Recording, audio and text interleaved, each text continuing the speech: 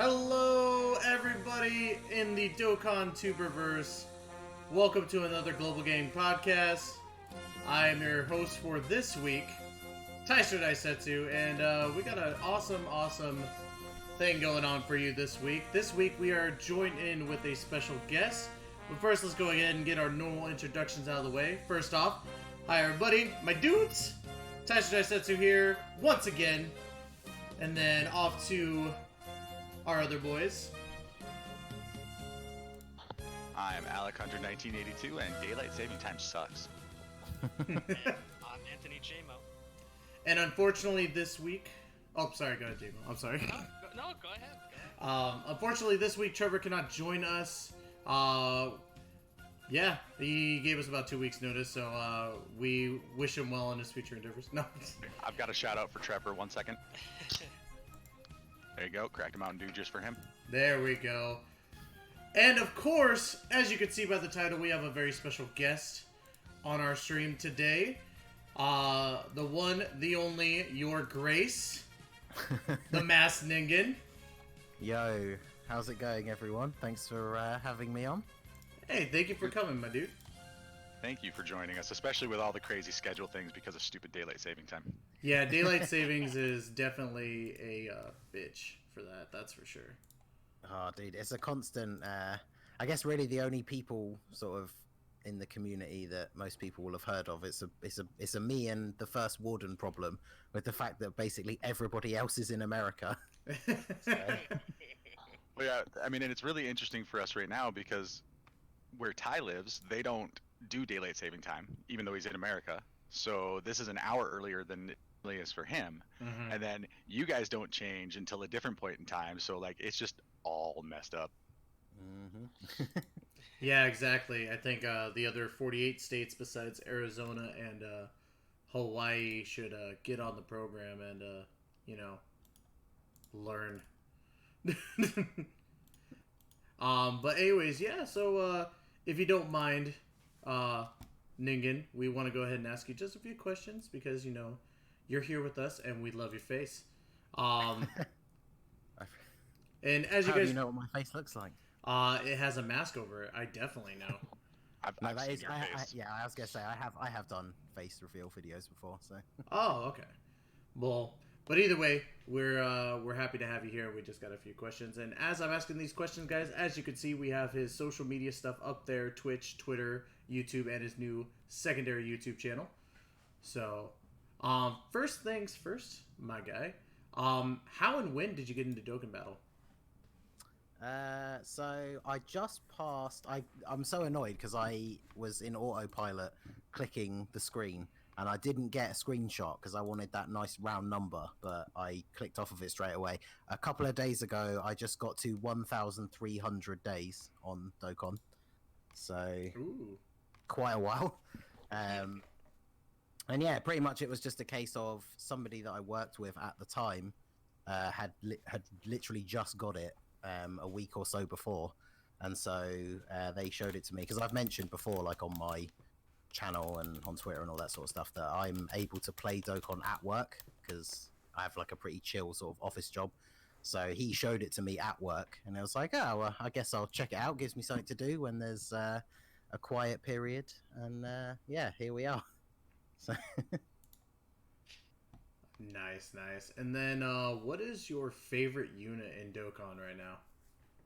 See, I feel like I have to say Super 17 just because of the memes, but I would say my favorite unit at the moment has got to be STR Cooler because he's a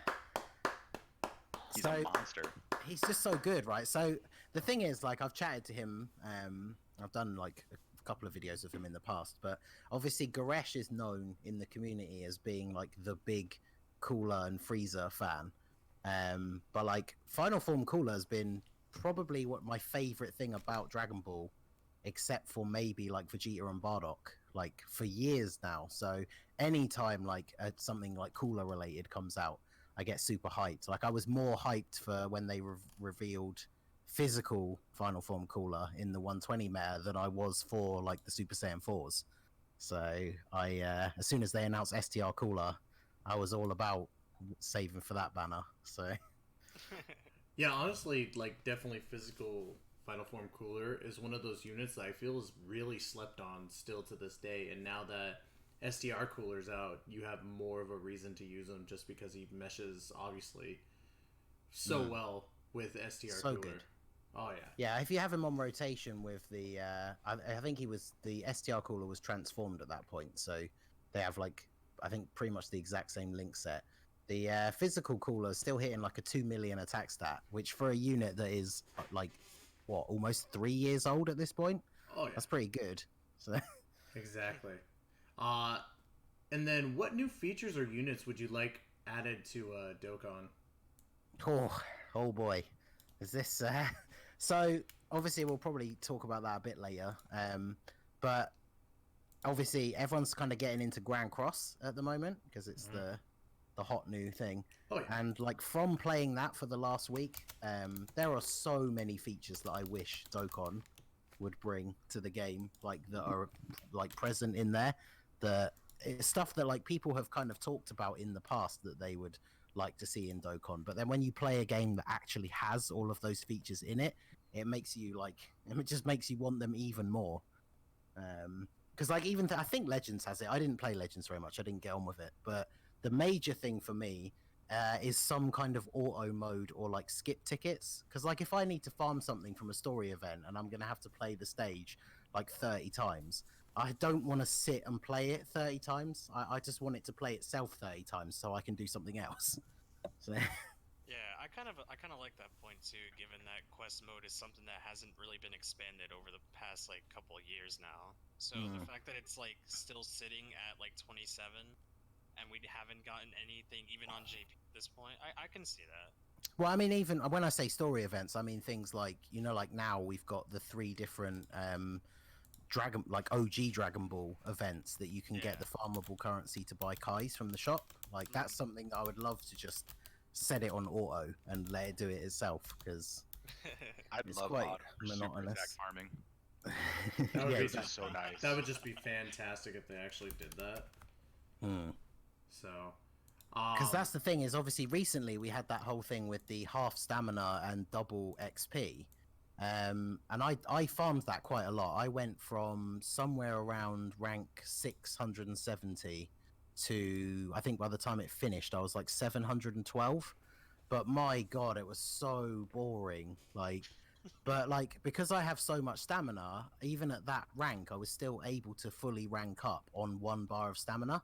So if the game had an auto feature, I could have just left it to do that itself and I would probably be like rank 800 by now. But I just got so bored of playing that same mission over and over again that I just stopped doing it basically. yeah. Same here. Yeah, and the boost feature is definitely something that like put it in a step in the right direction, but in all honesty, like let's be honest, we just want the skip tickets. That's all we want. Yeah, it's such a weird, like it is nice to have than to not have, but it is kind of weird. It's just double and you can only do it 3 times and then you have to wait 8 hours. Like so it's better than nothing, but it's just the progression in comparison to like modern games that are coming out, just have it just immediately at your disposal rather than something that's been ongoing for like the last 5 years. Yeah, exactly. So and then one last question, and this is kind of in the sense the first part of your you know, your own chilling and showing off what you're doing.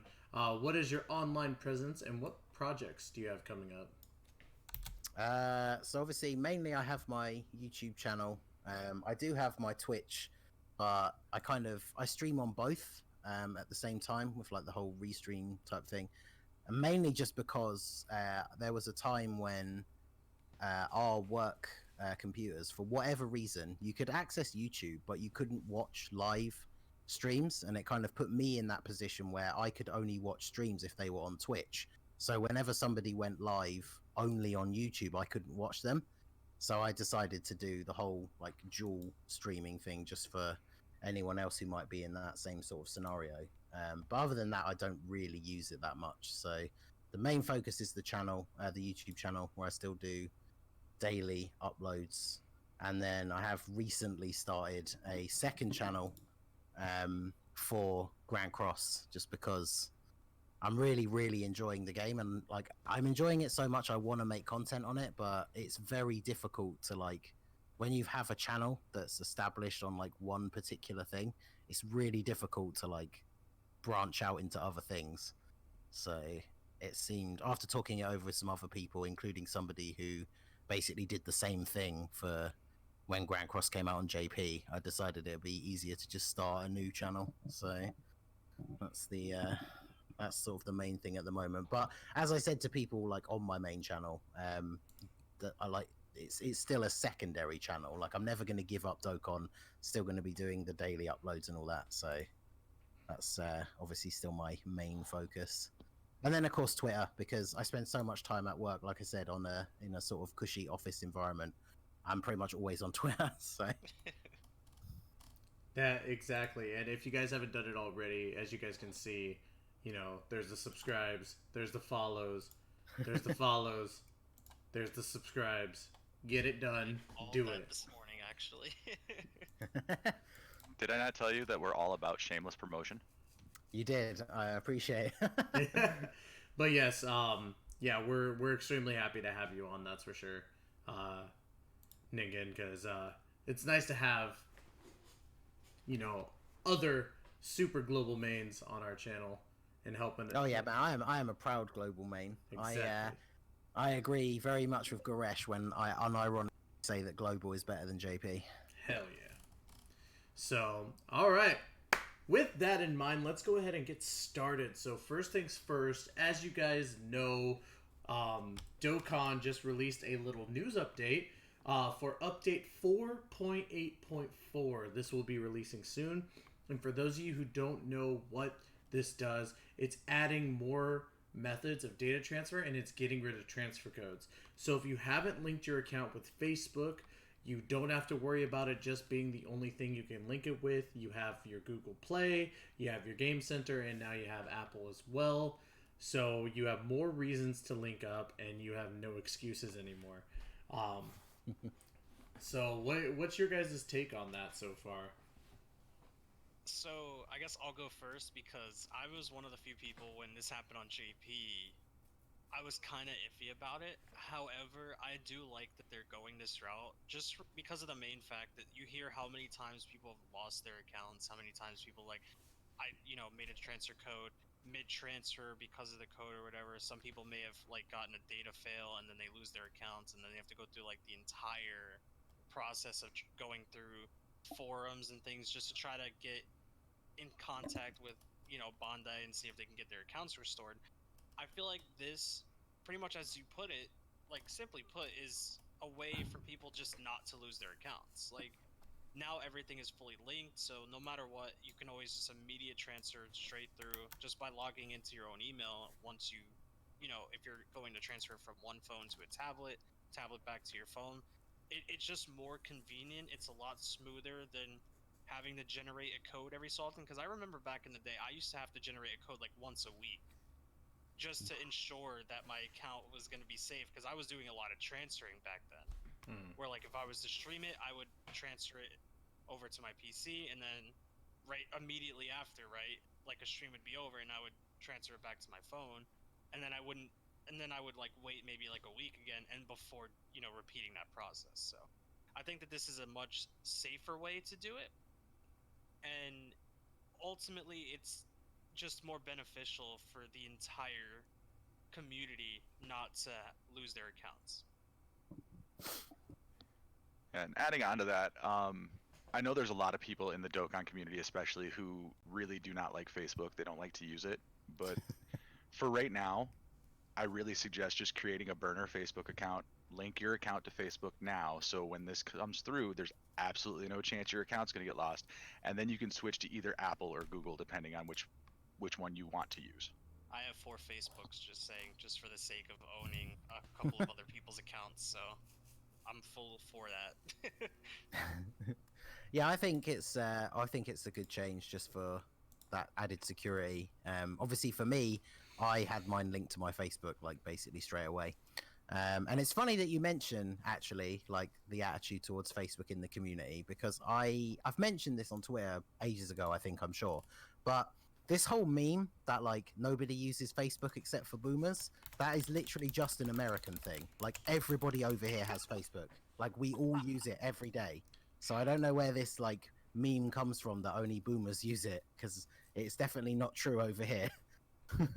There's a reason why Facebook is still as big as it is, you know. And I always laugh too, because I always ask people like, "What's your Facebook?" And they're like, "Facebook. We got Twitter and Snapchat." And I'm like, "Okay, that's not what I asked." So I mean, even if you never use Facebook, it's just an easy way to just stay in touch. Even if, like, for me, because I don't really use Facebook at all, I have like no family members added on my Facebook. I mainly made it just for the sole purpose of following the Dokkan Facebook page. So it's always nice when I actually decide to log into Facebook for whatever reason, and I can see all of those things that are coming out. Like sometimes I'll use it as like my main source just because I actively log into it. But like even when I'm not, like obviously you have the news in Dokkan, but it's just again just knowing that you have that account there and connected to that Facebook, even if you never log in, you just have to remember just a simple email and password, and your Dokkan account is safe just like that. Yeah, exactly. It was like they said, even if you just make a burner account, it's worth it just to keep your account safe. Because when I was saying before, my total days on Dokkan is like 1,300, but my consecutive logins is only about 1,000, because I broke my phone at one point. And so when I got a new one, I had to go through the process of getting my account back, like through the actual like emailing the Akatsuki like help desk. And so then after that, I immediately linked it to my Facebook, and it's been linked to it ever since. So Yeah. And speaking of that account recovery function, I can't tell you the number of times I've been in my streams or JMO's streams, and I've gone and I've Tiger's video for the account recovery stuff, because so many people lose their accounts. It's like, guys, just make a burner Facebook account that you don't use for anything. You don't have to hang out on Facebook. You don't. yeah. You don't. Plus, the thing is, if you obviously for most people like play it on their phone, I know like obviously some people who don't make content maybe use an emulator, but obviously if you set up your burner account, log into it on your phone, it will stay logged in. So then if you need to transfer your account, like for me, I don't even have to log in. I just click connect with Facebook, okay, and it just logs me in. So yeah, that's actually the thing that Alec taught me with that, was that if you have Facebook on your phone as the app, and then you basically just have it there and stay logged in, your transfer is like that. yeah, exactly. Because obviously I transfer mine between my PC, like the emulator, and my phone, Same. probably at least twice a day, because I'm obviously making videos, and then when I go to work or whatever, I have to put it back onto my phone. So I transfer my account so much that it is definitely the best and safest way to do it, I think. Basically, from what you guys can gather, is make a Facebook and stop making it about boomers. You guys can do this. We believe in you. We believe you can make a Facebook. It's a new day. I mean, yeah, you literally don't have to use it for anything else if you don't want to, but it keeps your account safe. So, I mean, seriously, even if if a it's boomer not- can do it, you know, if a boomer can do it, anybody can. Yeah. You're fine. I just wanted to say that one thing. But, like even if it's not Facebook, like there's so many other ways that you can link it to. So literally, there's no excuses. yeah, well, I mean, if you're on, regardless of if you're on iOS or Android, that's now an option to sign in with your Google Play or your Apple thing. And So everyone's going to have one. Yeah, since like I would imagine at least 90% of people are only playing it on their phone, then you can't have it without having one of those things. Exactly. Well, I guess unless you play JP through like Q app or whatever, but we're all about global up in guys, no here, so excuses. yeah, exactly. It's for global.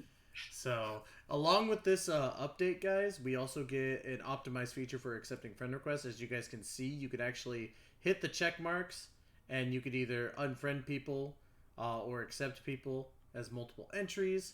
And then also you could change the brightness of your super attacks, basically. Those two are kind of just, you know, backup features compared to this. But what do you guys think about that? I don't know really how it works. I've seen it on JP, and I haven't really went into it much. So the accept all feature, does that immediately just make you accept everybody? I believe so. Yes. No, the accept all, you go through and you hit the little check marks there on the left side, and then it you hit just... accept all, and it accepts only the Yeah. ones that you've selected. Okay. Same with removing friends. You It's can do like it that way as deleting well. emails or whatever. You just click the check and then boom. Right. So Because I haven't really used that on JP. I was just like, wait, why would I want to keep clicking this? Because I normally just delete all anyways, because I only save for people who I know or people who want to add me, like through my own streams and things like that. So for Yeah. me, I mean, it's a feature that I'm probably never going to use even on global. But overall, I think it's a unique push. You know, it makes adding friends more easier. You know, if you're looking for someone specific, like during World Tournament, let's say you have someone who's like, oh, I can add you, and then you have like 30 more friend requests because of your own friend, you know, your own friend support. You can go ahead and click that, uncheck everybody else, and just accept the person that was intending to add you in the first place. So I think it's a really, you know, just a more sleek way to go about, you know, the friend system, which that was kind of necessary. Yeah, that's. Yeah, I good. think. Oh, good. Go ahead. No, you go. All right. Well, I was gonna say, for me, I think the more interesting part of this feature is the unfriend portion of it, because I'm the type of person that once or twice a week I'll go through my friends list and I'll clear out people who haven't been logged in like 3 days. I mean, because I want people who are actively playing. I mean, I know it's probably unrealistic to expect everybody to log in absolutely every day like I do, you know, or like I'm sure all of us do. Yeah. Because all of us are content creators. We do this in a completely different fashion than the general populace. But seriously, I can't tell you the number of times that I've gone through and spent 10, 15 minutes just going through my friends list being, okay, you need to go, you need to go, you need to go, you need to go. Yeah, I've gotten to a point on mine now. My friends list has been full for quite a while, and I've managed to get to a point where I think a lot of the people are from like my community or are other content creators. So now, if I want to remove someone to add somebody new, I struggle to find someone that hasn't logged in within like 12 hours. So then it kind of just comes down to, well, whose name don't I recognize and has a leader that I don't really want to use? You would not want me on your friends list then. Oh, so there was one exception actually. It's kind of funny. It was only recently that it changed. And I was joking about it on the stream and stuff, that I had one exception. There was one person on my friends list who hadn't been online for over 370 days, I think. And the only reason I kept them on my friends list was because they had TUR AGL Khalifa set as their leader. So every day I knew I had a TUR friend to do the turtle training mission. But then as soon as LRK and Khalifa came out, I got rid of them. See, that was the exact same thing. I had the same thing going on with somebody with the TUR AGL Khalifa, and I just deleted them recently, and I feel bad. But I was like, I'm sorry, but you've been replaced. Yeah, exactly. I can always find at least one LR friend, which then obviously gives you the more percentage. So, although I always find it funny that you know that if someone's running LRK and Khalifa as their friendly, they're literally only doing it for a flex because no one wants to run joined forces. Hey, don't diss I one of my want to favorite run teams. joint forces. Don't diss one of my favorite teams. Come on now. I mean, it's fun to do sometimes, I guess, Yeah. but Run the all LR joint forces team. Put Vegito Gogeta with Kale Khalifa, and just be like, oh yes, this is how it feels to play easy mode. I may have the only exception then, because I still have one person on my friends list who hasn't been active for like 900 days. That's the only reason I've kept that account as my friend. Just to Damn. see when they when they finally log the in. longevity of how long that account's been inactive. I want to see that screenshot when that number gets to 1,000 because that's going to be great. And then you could be like, bro, you could have had 1,000-day Goku by now. What the? You know what's crazy too is that the leader is actually a 100% LR Broly. Oh, I mean that's not the worst thing to have, I guess. So, I mean, I kind Well, of strength for Broly? the tournament anyways. Yeah. Yeah, it's not bad. But yeah, I couldn't find, or I don't think they actually put a date for when this update goes live, guys. But honestly, it's probably gonna be before Sand Day. So yeah, just be ready for that to come out. Yeah, I'm guessing it's probably going to be next Monday or next Tuesday. There's no evidence of that. This is just my wild speculation. Because Well, they're probably going to want to stuff that in before the World Tournament even. Yeah. well, I imagine it's going to be tomorrow when the 12.5 hour maintenance is on. Oh, Whoa, I missed a 12.5 hour Christ. maintenance? Yeah, Wow, I'm bad yeah, at that. maintenance from 0200 to 1530 on the 3rd of the 11th. Sorry, the 11th of the 3rd. Stupid Okay. American Then dates. yeah, that'll All right. probably be when it goes live. Then that Yeah. that would honestly make the most sense. Just getting Yeah, out that the is way. an insanely long maintenance. Yeah. So- So Is this the same maintenance that JP had a few months ago where it went for like 15 hours and people missed their login bonuses? I guess so. 'Cause, I yeah, truly it's- hope I don't miss it. I mean, they corrected it later, but yeah, that would bother me if I lose my login bonus. Yeah, it's 13.5 hours long. Yeah. I am So- 200 days away from freaking 1,000-day Goku. If they make me miss my login bonus, they can eat my ass. I'm just saying. Well, I mean, that's the thing though. You only miss your consecutive login bonus, which doesn't really give you anything anyway. So I agree with that, but I like logging into the game like last night with this account because this is a newer account for me. My old one got Yeah. stolen, but this one I hit 240 days cumulative and consecutive last night. I like seeing those numbers the same. yeah, I mean, don't get me wrong. I would probably be low key annoyed if I forgot and it went reset to 0. But yeah, it doesn't. It's not the end of the world. Yeah. So. But yeah. So on to current events in Dokkan Battle as of right now. As you guys know, we have the Extreme Z area of the devil himself. Everyone's favorite game mode. Yeah. Not only the favorite game mode right now, but oh my god. The Trollhan rises again. Yes, Trollhan is now immediately available for the Extreme Z area. And as you guys know, we have such a wonderful list of characters to use for this area. Yeah, guys, we finally are able to awaken Trollhan into his Extreme Z awakened form. How y'all feel? I think the problem with his EZA, so I did it this morning, like, because obviously, like I say, I had work, so it went live around the sort of time that I was starting. So I went through it, got him fully EZA'd, then realized that he's only like super attack 2. And I was just like, I'm not going to use Kais on this guy. I'm literally never going to use him. So, although I have been farming the Bojack event to at least get him up to 10, but I was gonna say, yeah, he has a I can't farmable see super, myself- so I can't see myself wasting 5 Kais to get him to 15, which no. is kind of annoying because obviously now that he's available as of today, it would be nice to do a video on him, but I don't like to, even for like, obviously it's all about the content, but I don't like to waste precious resources on units that I'm never going to use. What about True. Sleepy guys? I don't have any currently, yeah. unfortunately, because I do prioritize using them first.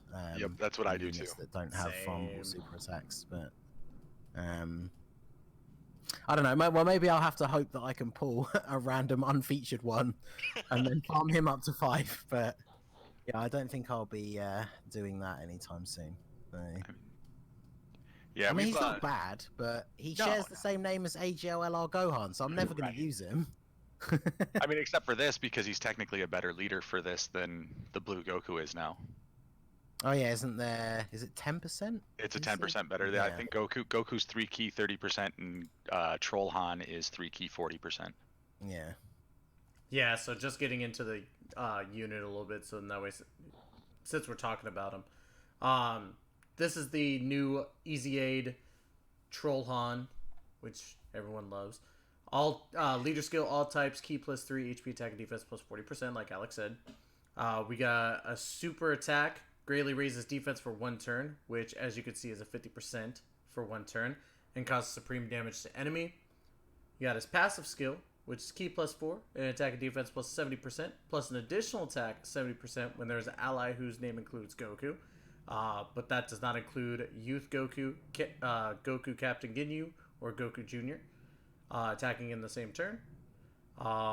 As you can see, Link skills, Super Saiyan, Saiyan Warrior Race, Golden Warrior, Gaze of Respect, Kamehameha, and Shattering the Limited. And his categories, Hybrid Saiyans, Goku's Family, Youth, Super Saiyans, Android Cell Shock, Kamehameha, and Bond of Master and Disciple. So yeah, his stats are kind of meh, especially his defense is kind of So cards for the unit. I can just rebuttal what I said before and just yay. Yeah, I mean, the fact that he shares his name with an LR, obviously devalues him. But let's say you don't have the LR, he's not a bad option. Yeah, that's true in the sense. At the same time, though, like there's other Gohans you could use that are way better than this unit, even Easy Aid. But at least with him getting an Easy A, he's not terrible anymore. Like you could use him and be fine. Yeah. So, Yeah. There's not much we can say about him. I was just saying, not really a fantastic enough unit to actually carry the conversation here. Yeah, he's just kind of meh. Yeah, Yeah, he's there. like He's an he's easy not, A. he's not terrible, but like, yeah, it's like you say, even if you don't have the LR, any of the categories that he's on, there's better options. So it's unfortunate. Like, I like the idea because this is the kind of easy A that, in theory, that I like is when they take older units that you're never ever going to use, and then they make them actually viable. Because like things like, for example, like the 70% leaders, like once they started easy A-ing them, it was pretty obvious that they were going to do all of them. But units like Super Vegio didn't necessarily need an easy A. Like I still used him for like the Patara stage of Super Battle Road, for example. So it's not like he needed an easy A to be usable. So in theory, I like these kinds of easy A's that make older units worth running again. But just unfortunately, he's just not quite good enough that I think I'll ever use. I mean, obviously I do have the LR, but I think even if I didn't, there's better options, unfortunately, for most of his categories. Yeah, basically, like for me, since I just like to collect. All this is just collecting and getting it up to 140 just to say I have it up to 140. Yeah, exactly. He's definitely not someone that I would use personally, even with the Easy A. But the fact of having him 140, if there's something that does happen, like a future event, then you got him ready to go. So, but yeah. So there's that, and then of course, guys, just as another thing too with this Extreme Z area, and a lot of people haven't really pointed this out towards the general populace, is that this area is good for getting these sortie boys right here, because you can get up to 2 to drop every time. So I feel like cost of stamina for this event, you can probably find a better farm, but yeah, it's not terrible. yeah, it's not a terrible farm, but it's still something that's at least semi-worth. So if you're lacking swords and you have the stones to keep on bumping yourself up, then you'll at least be able to get a decent amount of swords in a short amount of time. So with that, as we know, the Genius Bulma's Battle Prep Shop is back up. You can go ahead and farm that for, these bad boys over here on the Z hard mode. You can get your Babas, your Ghost Ushers, your Icaruses, your Android 8s, Princess Snakes, Fruit from the Tree of Might, so on and so forth. You can get a bunch of stuff that you think you might need. I didn't know this, but on the hard mode, you can actually get like takoyakis and Whis and all that. Yeah, I was about to say, it's like an interesting take. I actually like to do some runs on hard because Whis is like the hardest item in the game to get, pretty much. Yeah, So I was about to say, I almost always farm it on hard. I'm pretty set on Icarus, and I only use Fruit of the Tree World Might when I'm doing World Tournament. So Whis and the color changing with the Takoyaki, is that what it's called? Those are slightly more useful in my opinion. Yeah, for sure. Yeah, if you definitely still need to do the stages 4, 5, and 6 of the punching bag event, guys, definitely do the hard mode of this to get yourself some takoyakis, because those do not come by often. They really don't. For me though, like just because I actually have an overabundance of Whis, to be honest. Damn. So for me, like personally, like especially with World Tournament coming up, definitely go for like Babas and Ghost Ushers. You'll definitely need to save up for those. Would you like to donate me some Whis? If I could give you some of my Whis, I totally would, but you'd have to. I mean, I have like a spot spare me. 3,000 if you really need them. I meant like I've got like 100 and something. Everything else I have like double digits. So everything else I have like 500, but So, but yeah, guys, it's definitely worth the grind. If you don't have the Whis, you don't have the Takoyakis, definitely go for this. Even like stuff like Deborah cookies and the Bulmas are really worth it as well. Or just farm up the Z Hards and get your items for Super Battle Road and World Tournament because that's where all my Whis went. Super Battle Road. Yeah. exactly. And then from there, guys, we will be getting also STR Omega Shenron EZA. So we're going to have a fun time with that. With this event, it's weak against characters from the Kamehameha category. So definitely your, Kamehameha leader, if you have them.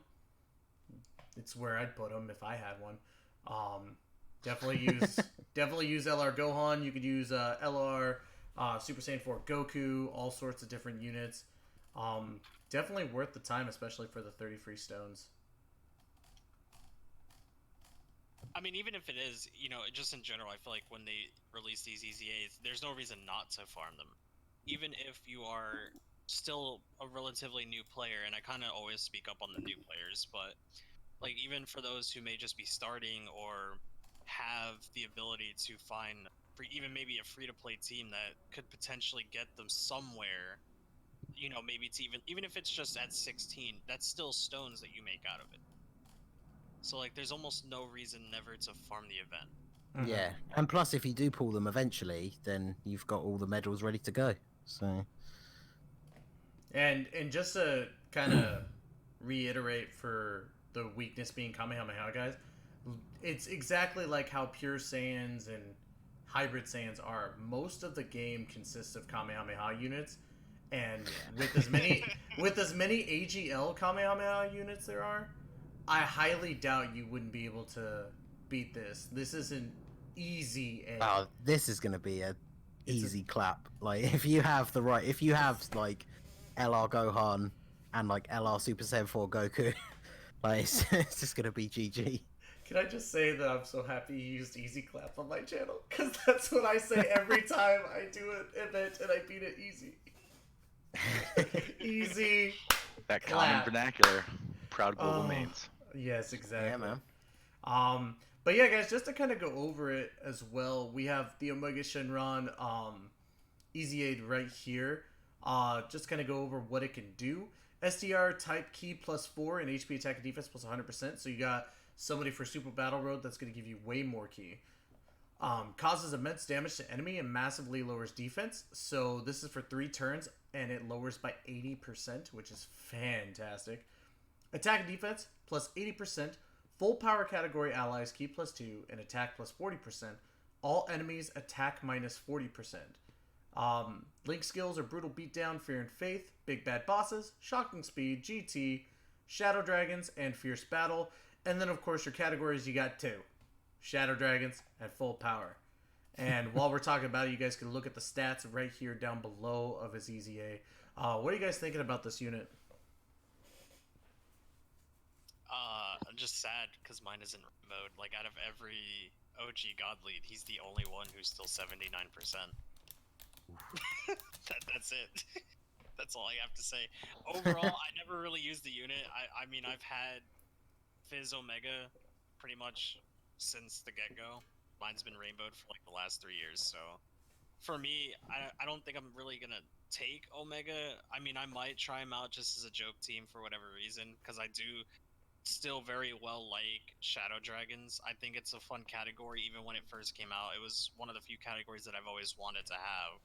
And as a, big fan of Super Saiyan 4 Goku, the persona that I've carried for almost a year and a half to 2 years on my own personal stream. You know, I love the GT stuff. I think I don't know what it is, but like GT has always been a fan favorite for me, especially with the designs on like the Super Ooh. Saiyan Wars. So, I mean, it'd be fun to have like just a unit, and you know, obviously I'm going to EZA him regardless. You know, even if I never use him, but I think that it's still something that people should do regardless for any of these units. Again, it's just the 30 free stones. Overall, the unit looks good. Just arguably better than what he was before. So See, for me, like, one, I love his leader skill just because that's going to be another extreme STR to use for Battlefield. My other thing, too, and I can't give enough units this type of, like, praise because, you know, how you were talking about how your character that kind of defines you is SSJ4 Goku. Mine is obviously God Goku, and mainly the tech one because I love defensive type units. This is a pretty defensive-esque unit, in the sense because you look at his defense and he's got 13k right there, but he's also taken off 40% of the enemy's attack, and you know, just with the boosts in general, he's a very defensive-oriented unit. Not the best, obviously, but he's definitely someone that I think you'll easily rely on during Battlefield.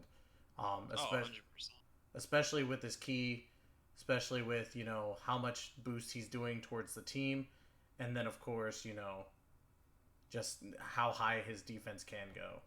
So, The last part of his passive makes him a god. Yep. That's all I'm gonna say about this unit. Like, all enemies attack minus 40%. That's ridiculous. Yeah. Well, I was gonna say for me, he's an easy actually been waiting for because he's very very good. And for me, as somebody who did not pull in LR Cell, I feel like he's going to be the final piece of the puzzle for me to do the no items run on the full power Super Battle Road stage. Because I've not seen anyone do that stage no items without in LR Cell, and I don't have him. So same. So it's definitely a unit to go for, guys. If you haven't awakened him yet, that's gonna be my biggest thing today, probably before I go to bed, is awakening him, so that tomorrow, when I do it, I have him ready to go. Don't sleep on this unit, guys. Definitely get him ready to go because he's gonna be a fantastic unit for you to have when it comes to certain events. So, from there, let's go ahead and talk about some of the GT events that are out. So, as you can see, we got the Black Star Dragon Ball Saga story event out right now. Which, as you can see, I'm going through right here. You can see all the different medals that you can get. These are kind of harder to get medals because this These freaking event. these release tomorrow night. Yeah. Oh, these release tomorrow night. Okay, my apologies. Yeah. But yeah, this will be coming out. If you're looking to finish up some of the units that come from here, like the Tech Goku right here and the Rildo, this event will be coming out tomorrow. You also get the little Apple Boys, so you can get some stuff from the shops. So yeah, the units we're probably not really going to go over because they're old. They haven't gotten any awakenings. They're really not particularly useful units, but again, with Extreme Z area being a thing, I suggest everybody farms every free-to-play unit. But the metal shop is really, the metal fruit shop is really what we want to talk about here because there's some good stuff in there. Yes, exactly. Metal fruits, obviously, you can get yourself a Kai right there. You can get some super awesome Z swords. I can't say it enough. Like, I think Z swords are gonna be like some of the best bets right there. You could obviously get some Hercule statues, some medals, but definitely go for the limited supply stuff. You know, gravity chambers and such as well. So. And then, of course, there's the GT Goku and General Rildo medals that only come from these. So if you are going to farm up those units, you are going to have to farm up extra metal fruits to awaken the units. Sure. And then for the metal sum up right here, as you guys can see, you're definitely going to need these right here to help you with getting your boy right here, the Super Saiyan Goku, the Rildo, and all these other units that you can awaken, and that includes like LRGT Trio. You're looking at, Pandal, Bullpan, Tech Super Saiyan Trunks from GT. You got to think of that. You're going to have a lot of medals to farm up, but thankfully only 25 of the Rildo medals and 16 of the Kid Goku medals. So. And that's only if you're working on raising SA for other units. So, I mean, but if you're just doing it just for straight, just to get the units out of here, I think you need like 4 or 18 or something like that. I can't remember. It's all down there. So. 3 of each. You need 3 of each if you're not going to do dupes of SAs. So, and then obviously, same as the other. Oh. Don't look at that. I muffed up a little bit. But then of course the same as always. Every GT event comes out at the same time, so we're gonna also have the GT Baby Saga going on, where you could get the Goten Possess. You could also get the AGL GT Vegeta that awakens into the Super Baby, or not Super Baby, sorry, Baby Vegeta. And then of course you have 2 more Kais you can get with the Hercule coins and more of the other stuff as well, plus the baby youth form medals as well. So, and then you're going to need those to actually get your LR baby all done with, and then it's going to be a grind. That was a painful grind. Mm-hmm. And the worst part is, all 9 of them are still sat in my box because I didn't pull him. Oh Jesus! See, and I didn't bother farming it either. Like, anniversary, so I was an irresponsible Dokkaner, and I used Kais on LR Baby because I was just too lazy. Oof. I mean, I guess it depends like when you get him, because obviously for the anniversary, the events were around like right before. Well, obviously, if you were somebody who, I mean, obviously, I guess the event is coming back now, but like if you pulled him from a banner like a month ago. I personally hate like wasting keys on farming like story missions, because every time you get one with no drops, it's such a complete waste. Yeah, I actually pulled mine during the 4-year, but my account had just started like a couple of weeks before, so I didn't want to sit there and burn stamina on the story event. I was busy grinding out rank. Yeah, and what sucks about these events too, guys, is that there's no boost when it comes to a certain type of category. There's also nothing really to grind out but these units. So once these units are done and you get all your Hercule Badge shop stuff, or the metal fruits, there's really nothing else for these events. Like usually for an event you can find something to grind out, but honestly, like if you've already done these grinds, the only thing you really got to do is the revamped metal shop grind, and then you're done. But it's just getting those units grinded up and done with. That's the pain in the butt. So I still got to finish mine. That's for damn sure. So, and then we also got the Baby Saga finale event, which brings you to the Possessed Gohan and the Possessed Trunks.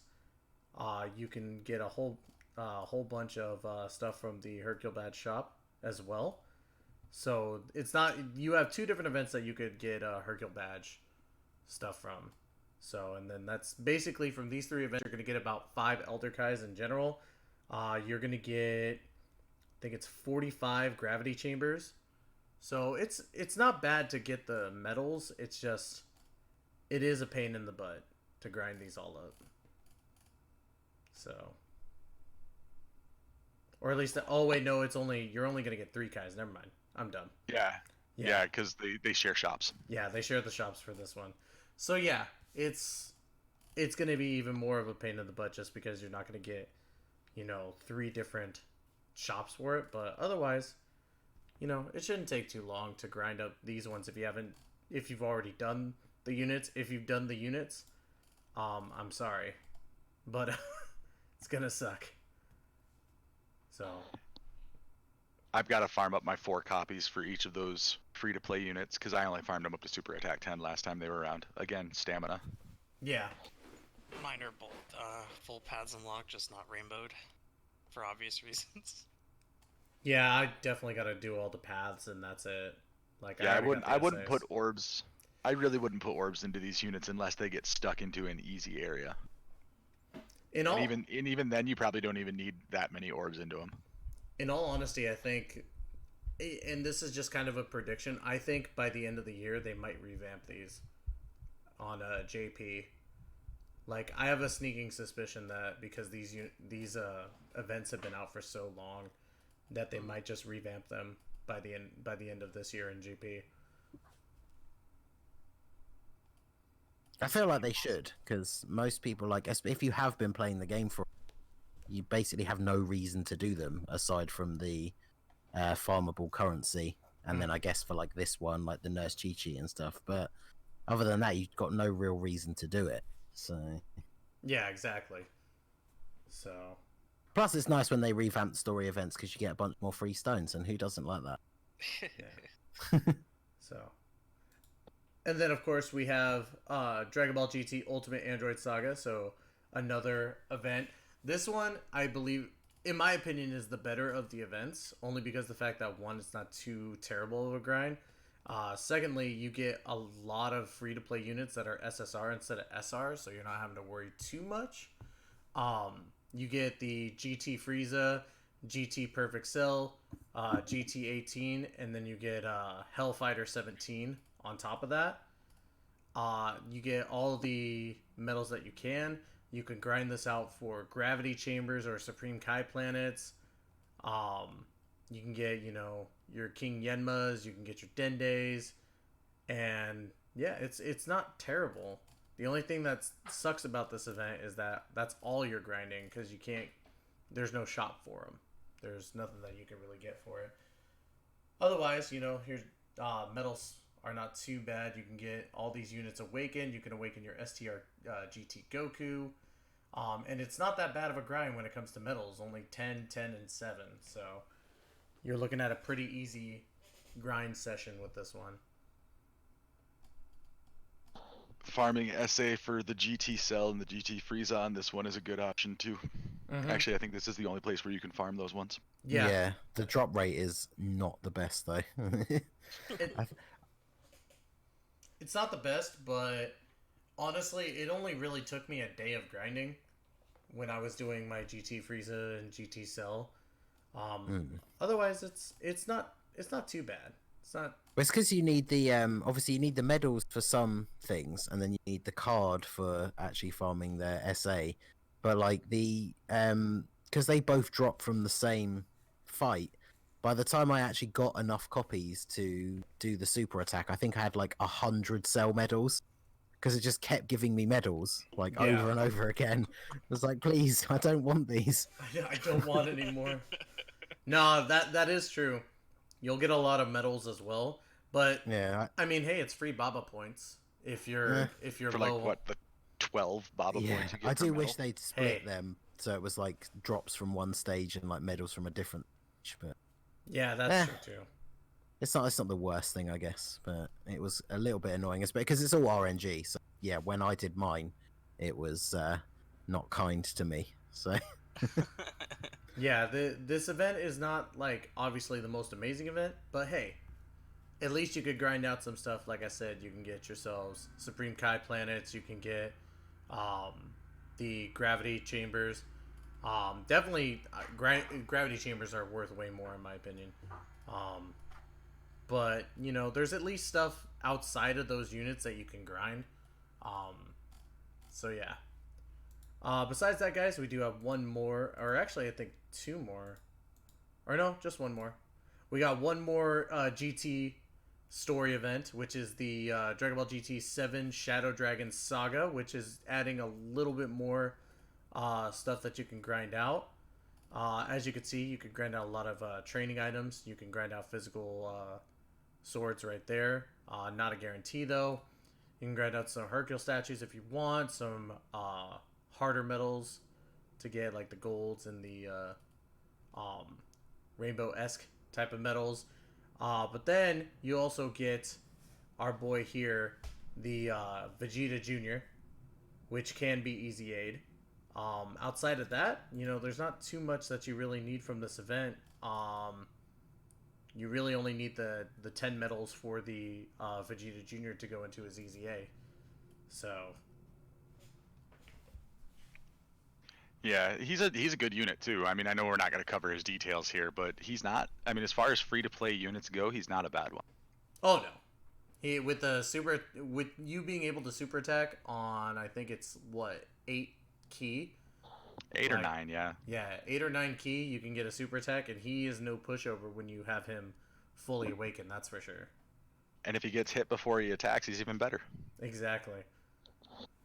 And it's definitely not a hard event to do. Like it's exactly how like the Kamehameha is for Omega Shenron. Is that Goku's family? You will find STR Goku's family units easily, and you'll be able to plow through this no problem. If you haven't done this easy A yet. So,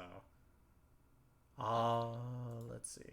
And then obviously we have this event returning, which is fantastic, which is the Giru Saves the Day, which he comes with his own orbs, so that's fantastic. And you get the Giru card, which is not a bad unit to have. Very, very decent free-to-play unit. This guy needs an easy A. Yeah. Hasn't this event like not come back on JP as well? I'm pretty sure. I'm not 100% sure on that. Someone was talking about it recently, but yeah, I think it's not actually being back on JP because this is the first time it's coming back on global since the anniversary. But I don't think it's been back on JP. I'm not sure. Watch everybody on JP go, oh, JP Shaft, because the global gets Giru Saves the Day again. But yeah, definitely not a unit you should sleep on, guys. But he does need a little bit more to him. But yeah, it's finally coming back. All right, so here's what I'm excited for. World Tournament will be coming out. I think it's the 15th or 16th. Next Friday. Or the 12th. I'm dumb. The 12th. So no, not this Friday. Next Friday. Or no, it is this Friday. Sorry, yeah. my bad. Yeah, it is. Yeah, it's the 12th that's coming out. The 12th it comes out and it introduces some awesome units from Dragon Ball Super with the new Tech Rapid Growth Sensation Kale and the terrific adaptability Bay Caulifla. Just saying. So we'll go over Kale first, just because we got to get the trash out of the way. Super Tech type Ki +2, HP attack and defense plus 70%. Super Attack raises attack and defense and causes supreme damage to enemy. Universe 6 category allies attack plus 20% and defense plus 10%. Pure Saiyan's category allies attack plus 20% and defense 10%. Defense plus 120% and launches an additional super attack when your team has an ally whose name includes Caulifla attacking in the same turn. Link skills, Saiyan lineage, Saiyan warrior race, Battlefield Diva, Rival Duo, Warriors of Universe 6, and Tournament of Power. And easy categories, Peppy Gals, Universal Survival Saga, Pure Saiyans, and Universe 6. It's the most... Wow, Alex.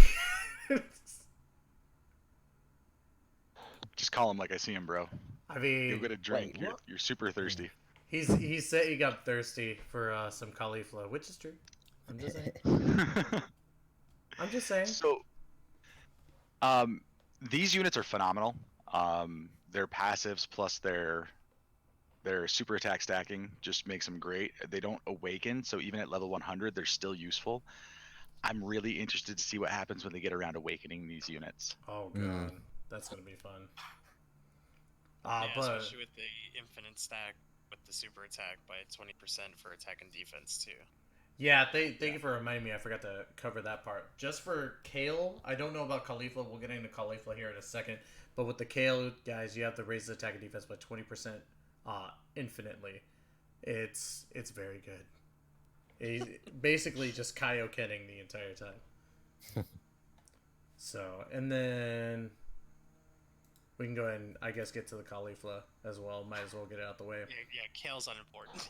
Well, you kind of have to talk about them together. They're a lot Yeah. like the free-to-play Android 17 and 18. They work so well together. Yeah, you almost very much do. have to use them together. I mean, you Yeah. obviously don't have to, but Yeah, so with the Caulifla, Super Int type key +2 HP attack, defense plus 70%, raise attack and defense infinitely, might add, raise attack and defense by 20% for 99 turns, and causes supreme damage to enemy. Then passive skill, attack and defense plus 60%, attack and defense plus 10% per Universe 6 category ally on the team. High chance, which is a 50%, to evade enemy attacks, including a super attack, and launches an additional super attack when your team has an ally whose name includes Kale attacking in the same turn. Link skills, you got Saiyan Lineage, Saiyan Warrior Race, Battle Diva, Prodigies, Warriors of Universe 6, and Tournament of Power. Category, Peppy Gals, Universal Survival Saga, Pure Saiyans, and Universe 6. So yes, they definitely do work very well together, as all Kale Caulifla units do. So the really cool thing about their passive is it's names that include. So you could run Int Caulifla with LR Kale and Caulifla and still have her passive go off, and then on the next rotation you can run Tech Kale with the Agility Caulifla if you wanted to, and it would still cause her passive to go off. You literally do not have to have them together. These two specific units don't have to be together. They just have to be paired with anybody who shares the opposite name. Yes. that's a very good point. You can run like a Ribrianne as your lead, run Agility Caulifla, the LR Kale and Caulifla, these two, and then any other Pepe Gals unit, and just go wreck any event you want to touch. Also, I'd like to point out the thing that stands out for me too is on top of the fact that they infinitely stack, like both of them, it also specifically says that, that Caulifla, I think Kale does too. I kind of closed her tab already because she's unimportant. But she launches an additional super attack when your team has an ally who includes Kale. So no matter what, you're still getting that stack. Like Kale has that as well. Even if you weren't trying to, or I guess you would have to build it without Kale in order to not get it that way. But like, just having the additional supers are also just really good, especially on, harder events, and having them together, for like Alex said before, like if they do get an Awakenings, it'd be really, really crazy to see what they would put on these units, because even right now, just for being level 100, they're absolutely busted for something that you can get just out of a world tournament. Yeah, they would literally only have to increase like the numbers by a few %, and they would already, plus with like the TUR stats, they would be insanely good. So plus they both have farmable super attacks, which is nice. exactly. Yeah, that is. Yeah, it's just the added bonus. It's just the cherry on top.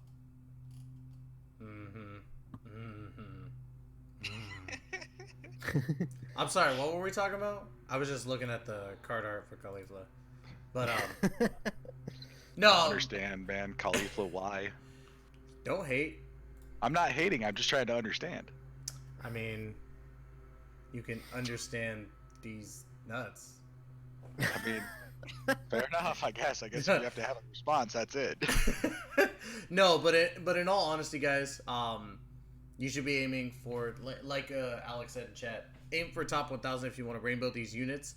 Not saying that you have to put orbs in them, but if you have the orbs and you want to rainbow them, you're gonna need at least 5 copies of each of the units. So. Absolutely worth the orbs, in my opinion. Oh yeah, definitely worth it for sure. I mean, and I know I'm normally the type of person that doesn't say get in and do your level 100 units with your orbs, but when they do something as good as these 2 units do, and they have such great synergy, it's dumb not to invest into them. Exactly. So, and then this is the event where you guys can farm them. I don't think this event is coming back out, sadly. Not anytime soon. I don't think so. But yeah, you can farm this event for the Cauliflas, for the Kales. So, definitely be on the lookout for when this event does come back out, because it's going to be... Or if you have an overabundance of keys. Yeah, or if you have the story keys. If you have a lot of story keys, then you should be fine. I always have such a hard time figuring out where I want to spend my story keys because I'm so frugal with them. Yeah. Yeah, I never use them. I have about 100. Yep, you got about twice as many as I do, so... Weren't you able to also buy them just recently with either like the Sleeping Princess or Ranrans. Yeah, you can get them with it was only- it Ranrans was and... only, It's only like 3 or but- something, yeah. But like regardless, I mean that's still like one extra run that you can have just to farm rate, like pre-farm just in case when the event does, or like even if the event's not out now, you know, like if you wanted to do it now or for the time being, like if you have those things and you're wondering what to spend those like Ranrans or Sleeping Princesses on, that is a quick, you know, just one run. Yeah, exactly. It's that's true. not bad at all, and you get a lot, especially if you've got the right amount of Universal Survival Saga units, which honestly they only have. I think it's 2 LRs. Is it 2 LRs?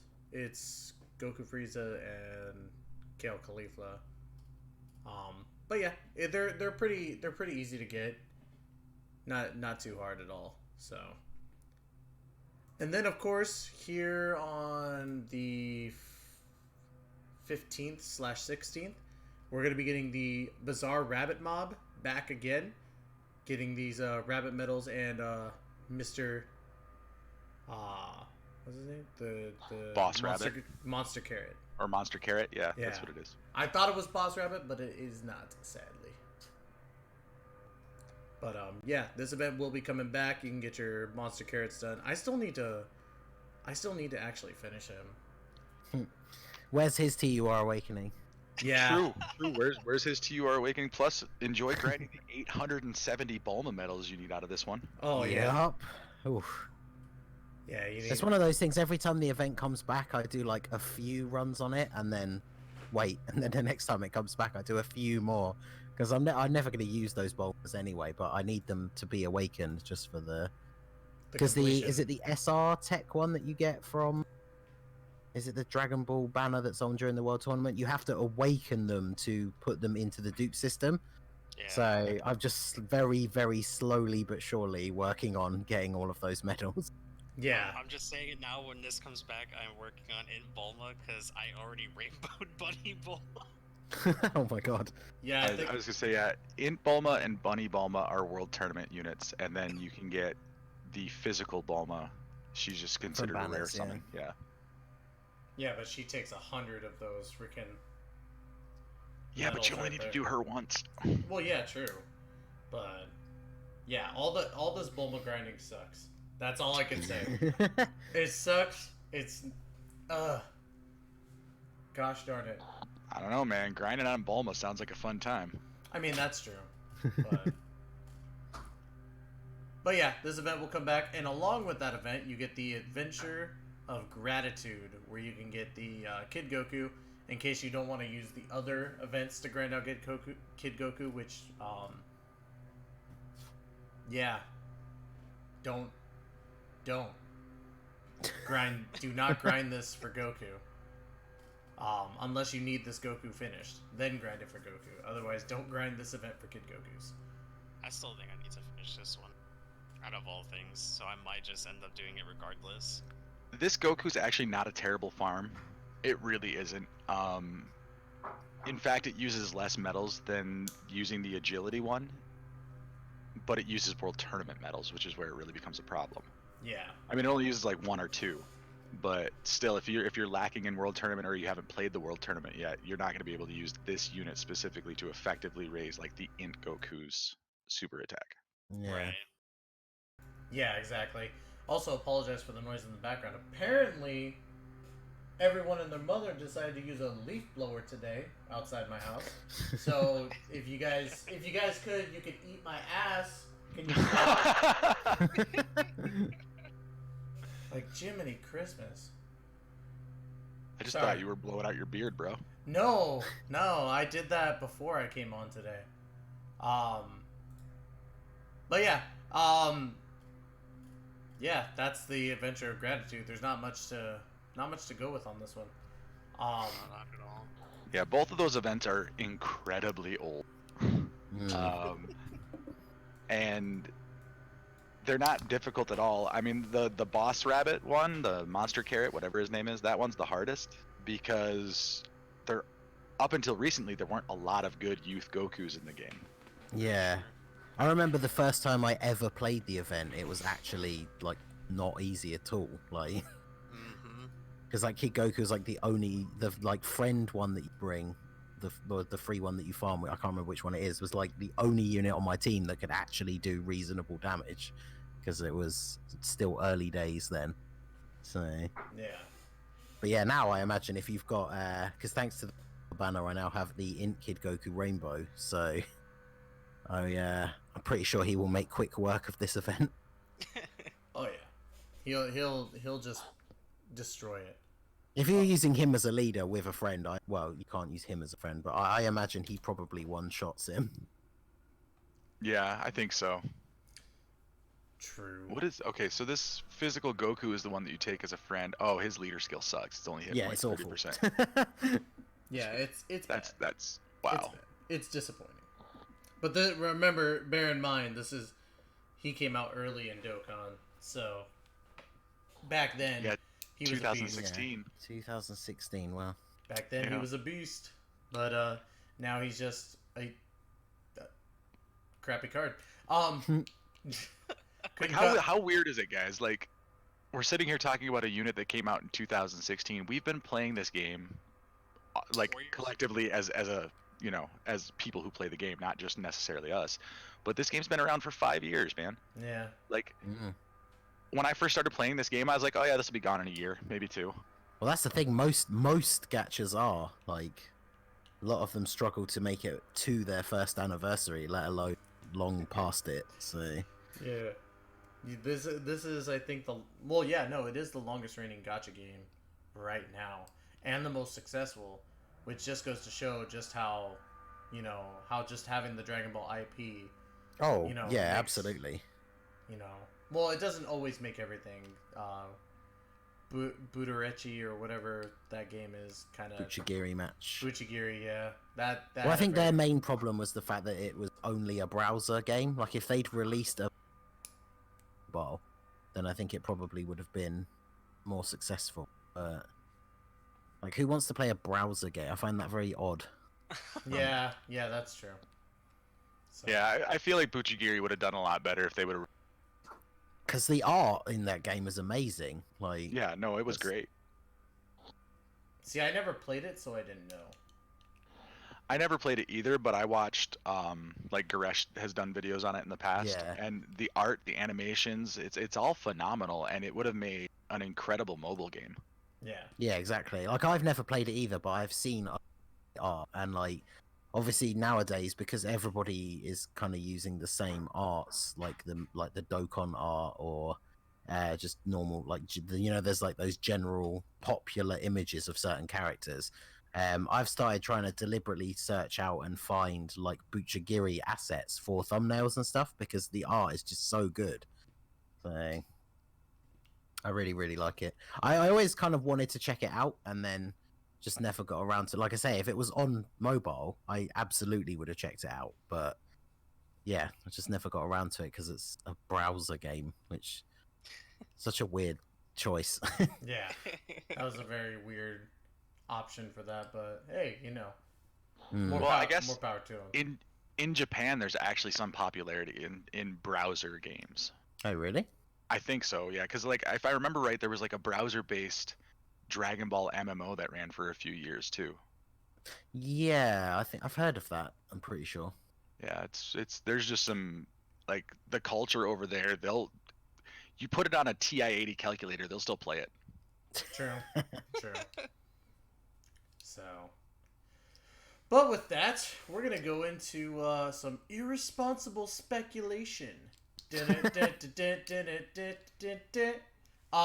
So we were talking about it just a little bit earlier. We didn't want to get into it until we got everything else out the way. But we know that Saiyan Day is coming up. We got 8 days, guys, until Saiyan Day. In 6 days, we will be getting a special stream for Dokkan Now Volume 2. And, there's not a lot of information besides what has already been shown with the LR Bardock, the Bardock team that will be able to farm up. But we always know that there's always going to be a banner. And with this type of celebration, they got to make it hype, so there's got to be other stuff. Hells yeah.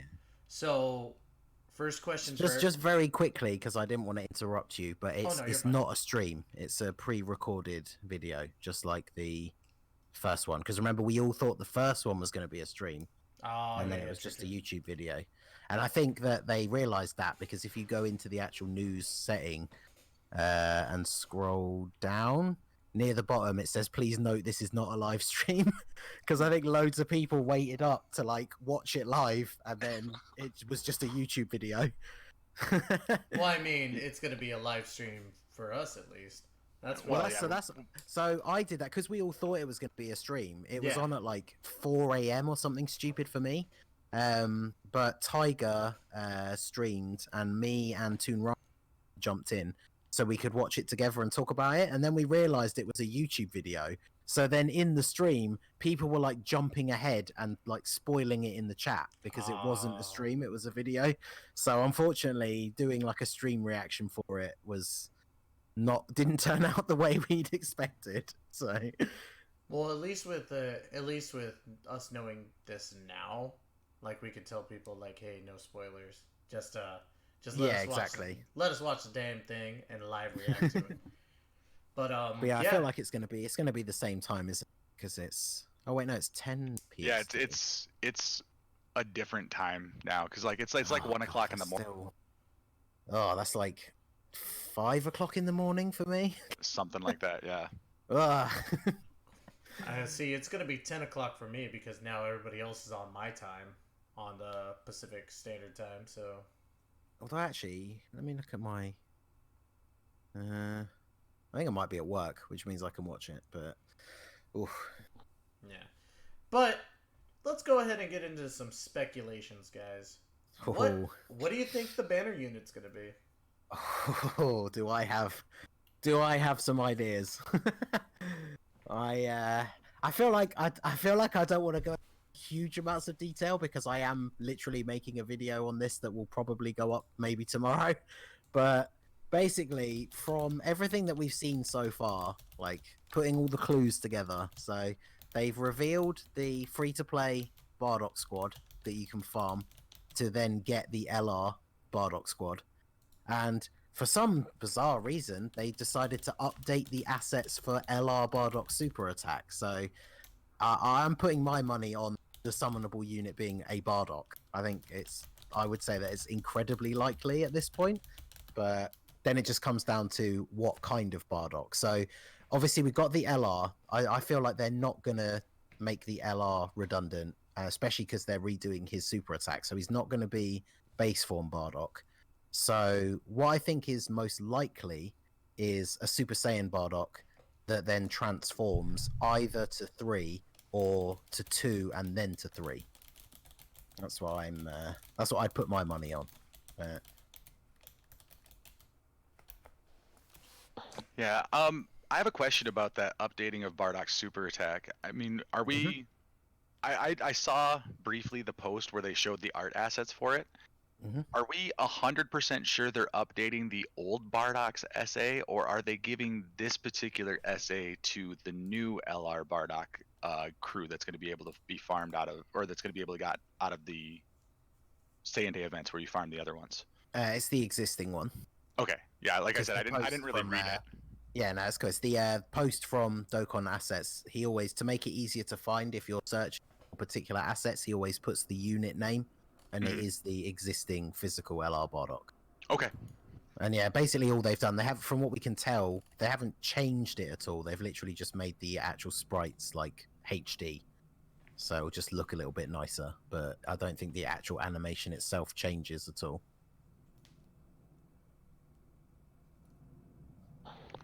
Yeah, so as far as my irresponsible speculation for this event, I would love to see this be a wholly Bardock and Bardock crew special event. Like I don't want to see, like, I know people are talking about UI Goku might get a unit here. I don't think that's gonna happen. Nah. No. I see people talking about maybe we'll get a heroes unit in this. I don't think that's gonna happen. I think we could get like a transforming Bardock of some kind, like something that has like just Bardock as the name, or maybe a new Great Ape Bardock. But I would really love to see this whole thing be centered around Bardock and his crew. Yeah. Agreed. Bardock doesn't get enough recognition, in my opinion. I fully agree with that. I'm glad that they're actually giving us the LR Squadron. I'm glad they're giving us the free-to-play Bardocks or the free-to-play Bardock Squad units. Yep. I'm just happy we're getting those. So for me, I definitely think it's possible that we're gonna get a summonable Bardock unit that'll work with those. Probably a low class Saiyans lead, I would hope, because I want to run a low class Saiyans team, but I can't because there's no real leader for it. Yeah. And it sucks because your best leader is going to be, or your best leader for just as that category's leader is Raditz. You can use other ones like Pure Saiyans, of course, but if you're going just strictly like going with a low class Saiyans category leader, that all you have is really Raditz. So I would definitely love to see a Bardock that is kind of a dual leader between giants and low class warriors, just to kind of give those that boost that they need. And then the transforming Bardock would actually be probably my bet too. I would love to see something like that. Yeah, I think that. Sorry. No, go ahead. I was just gonna say, I feel like obviously I have my go into more detail in like my own video. But there's things that I would maybe like to see, but I think the transforming Bardock is probably the more likely one. Because obviously people, like you said, people have mentioned heroes, like the idea of like Super Saiyan 4 Bardock has been thrown around, but I don't think, because they just had that thing on JP with the survey where one of the questions was about like, would you like to see heroes units as Dokkan Fest and stuff like that? But if they've only just put out that survey now, we're not getting a Heroes Dokkan Fest unit in 8 days' time. Because what if all the survey answers were no, and they've already made it? So I don't think it's going to be anything Heroes related, unfortunately. Yeah. Speaking, go ahead. Nope, you're good. Oh my. I just have some bad timing. I just personally would like to have more so a transformation unit, more specifically, just because, like everyone has said, Bardock is a very, he's an underrated unit, I suppose. In most cases, like one of his really good units is at this point only, I think, Super Saiyan 3 Bardock. Like when Timebreaker Bardock first came out, he was a very solid unit, and a lot of people wanted him.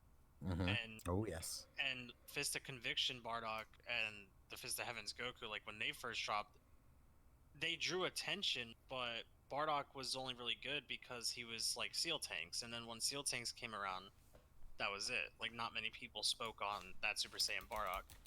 So I'm kind of hoping that because we're already at this point guaranteed a Bardock squad and a new LR Bardock squad unit, I'm kind of hoping they go the route and maybe give us something from the episode of Bardock. I know it's not the most likable special that we've gotten, but something from that, maybe with like the super attack animation being ripped from that movie in some way, would make for a really good card, especially for Super Saiyan Bardock in general. Give us a transforming Bardock, and the secondary unit is a new Lord Chilled. Chilled with the middle finger for Trevor specifically. Yes. And please. And then along with that, give us the Masked Ningen Easy A. Yes. I almost said yes. Oh yes. I think honestly, like if they don't do that, if they do not make the Masked Ningen Easy A for Saiyan Day, that's a blatantly missed opportunity.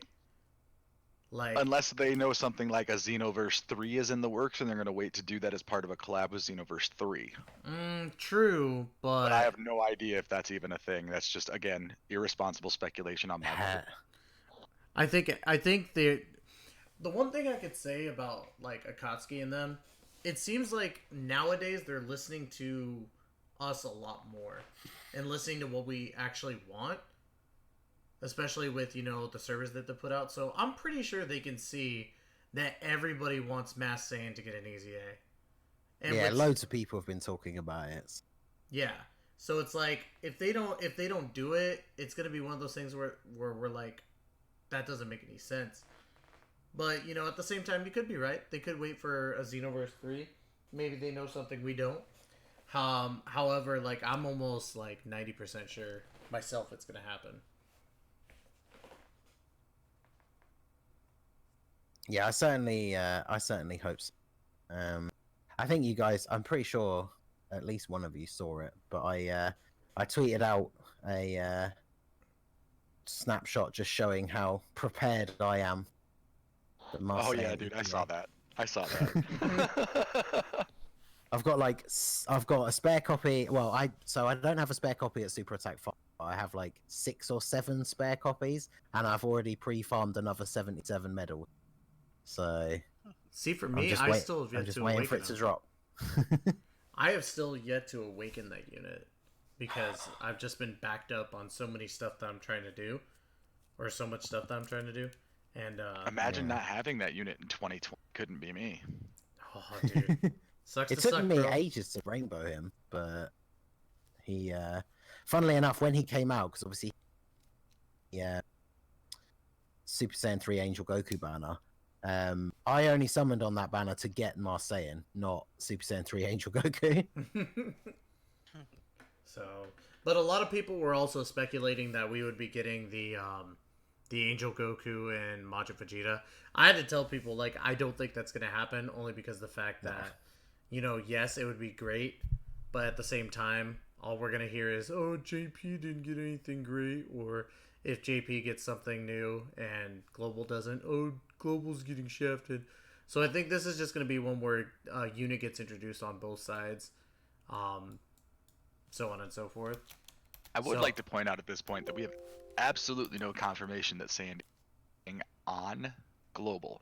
Mm-hmm. There's no official confirmation of that. All of the events line up in a way that makes us think it's going to happen, but there is still a very minor possibility that we don't get Saiyan Day. That is actually true.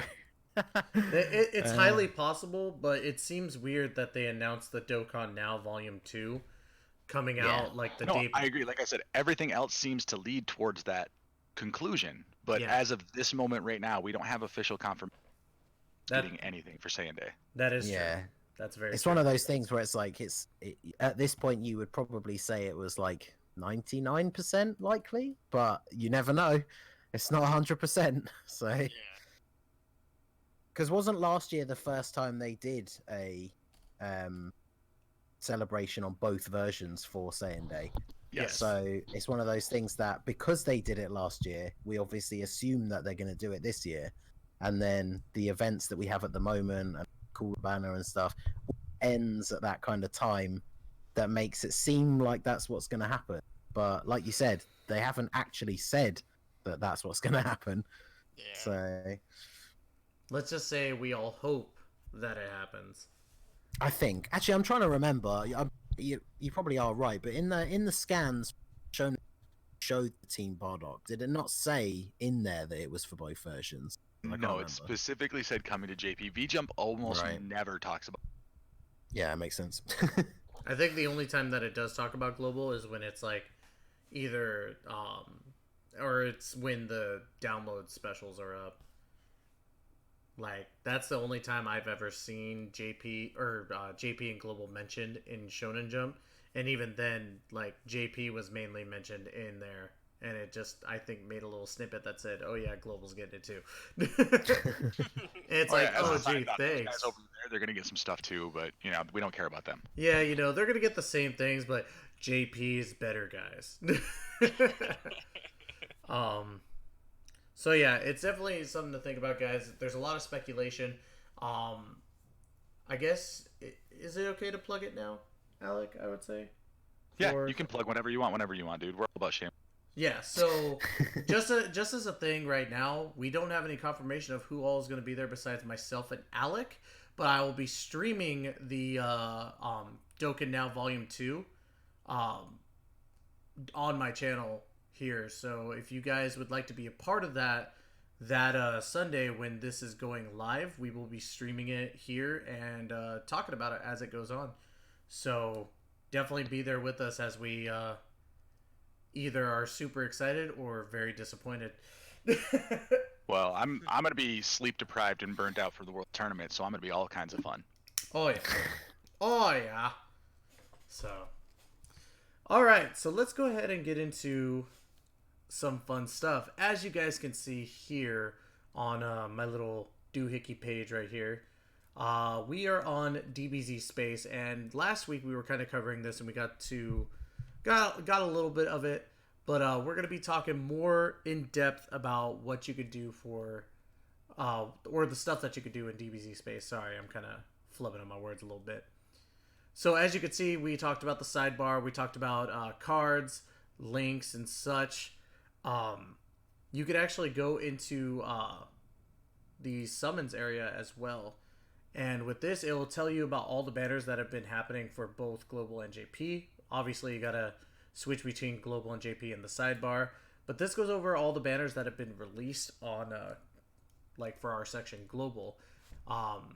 You could sort by different types of currency. You could sort by stones, and you'll see everything that takes dragon stones. You can go by tickets. It'll pop up all the ticket banners right here. Same with Friends PTS, and it'll show you all the updates that have ever happened for the friend summons. And then, of course, new player summon. We got that. It's a fantastic little thing, especially when you want to look at past banners and how they've worked before. So, like, you can go deeper into, let's say, the stone banners. Let's take a look at that, for example. And you could go through and see all the past stuff. You can go back to, you know, the Gohan banner, and it'll pop up a little side queue right here. And it'll show you the rates that this banner had. It'll show you the featured units and all the normal units. Once you press the drop down, it'll show you everything that's included. So it's a nice little perk to have when you're looking at your summon stuff. And then, of course, below that, you could have tournaments. Or actually, hold on. Before I do that, is there anything else anybody would like to add for the summon section? My apologies on that. Kind of getting a little ahead of myself. I mean, it's really useful to go back, like when we're doing our less than irresponsible speculation. I spend a lot of time on DBZ Space looking at JP's banners and how Global's banners have changed in comparison, especially since like November of last year. They've been doing that a lot, changing the banners. So that's why I was completely wrong about the cooler banner, because like I was looking at everything that was going on with the banners changing, which units were coming out when, and I'm like, there's no way they're gonna put Namek Goku on this banner. I was wrong. So yeah, kind of like how he's saying, like if you looked on the Gohan banner, who did they replace on this one? I can't remember what they had on JP. Tech hit. Yeah, so instead of Tech Hit, we got Int Goku Black. I think before that we got, which one was it? I know they changed the Trunks and Zamasu banners back in November. Yeah, they added units, but the Piccolo banner before Future Gohan, they took off transforming Vegeta and Namek Goku. Yep. Wait, yeah, the Piccolo banner got changed. Yeah, the Piccolo banner got the Namek Goku. Yep. And then, like I said, I think it was because we had SSBK Goku in there, which was a Dokkan Fest that took up some time. So yeah, so we've had 3 out of the last 4 banners that were originally on JP have changed when they came to Global. So, and that would be, well, technically 4 out of 5 because it was a dual Dokkan Fest with Trunks and Zamasu. But yeah, that one, Piccolo and Gohan. Am I right about that? Am my math wrong here? I don't know. No, you're right. Yeah, but like all banners except for the cooler banner that started out as JP since November that have come to Global have changed, except for cooler. Best banner. But yeah, guys, and also to note is that this updates whenever new banners come out. So you'll see, like as you see right now, the top 3 banners are the ones that just recently came out on top of the cooler banner. But once the new World Tournament banners come out for tickets, those will pop up here. And then after that, whatever, if we get something for Saiyan Day, that'll come up here. It's a very nice archive to have, especially when you're looking at past banners and looking at trends that happen. So, and then for the one, oh, go ahead. I would say the one thing I would say, as far as if you're just looking at, which units are on a banner, I find the wiki to be slightly better because they'll also list in the unfeatured section if there's any LRs in the banner. Whereas on DBZ space, they just list every single unfeatured unit in the banner. Mm. So it's a little harder to see if there's like value in that unfeatured category, but it's easier to see it on the wiki. Yes, exactly. Like all these tools that we have. Like, can I just say that before I continue onward? Like, all the tools that Dokkan players have, this is like all of them are just super extensive, and this community is fantastic for even putting these together. So, like, yeah, huge shout out to Renzi, by the way. If you guys don't know, Renzi's just primarily for DBZ space, and Renzi kills it. Exactly. So yeah, I feel like most people, especially when you're starting out, like that is the number one place to go to get like card arts and all that sort. That's what we were talking about last time, is that you can get all the assets and stuff, which I'm going to be using now for thumbnails. So now that I'm going to be going back and actually doing stuff like that. Like these resources are phenomenal for the average player, but for content creators, it's a godsend. So good. It's so good. So, and then with that, we're going to transition into the tournament section, which this is fantastic as well. I didn't know about this part.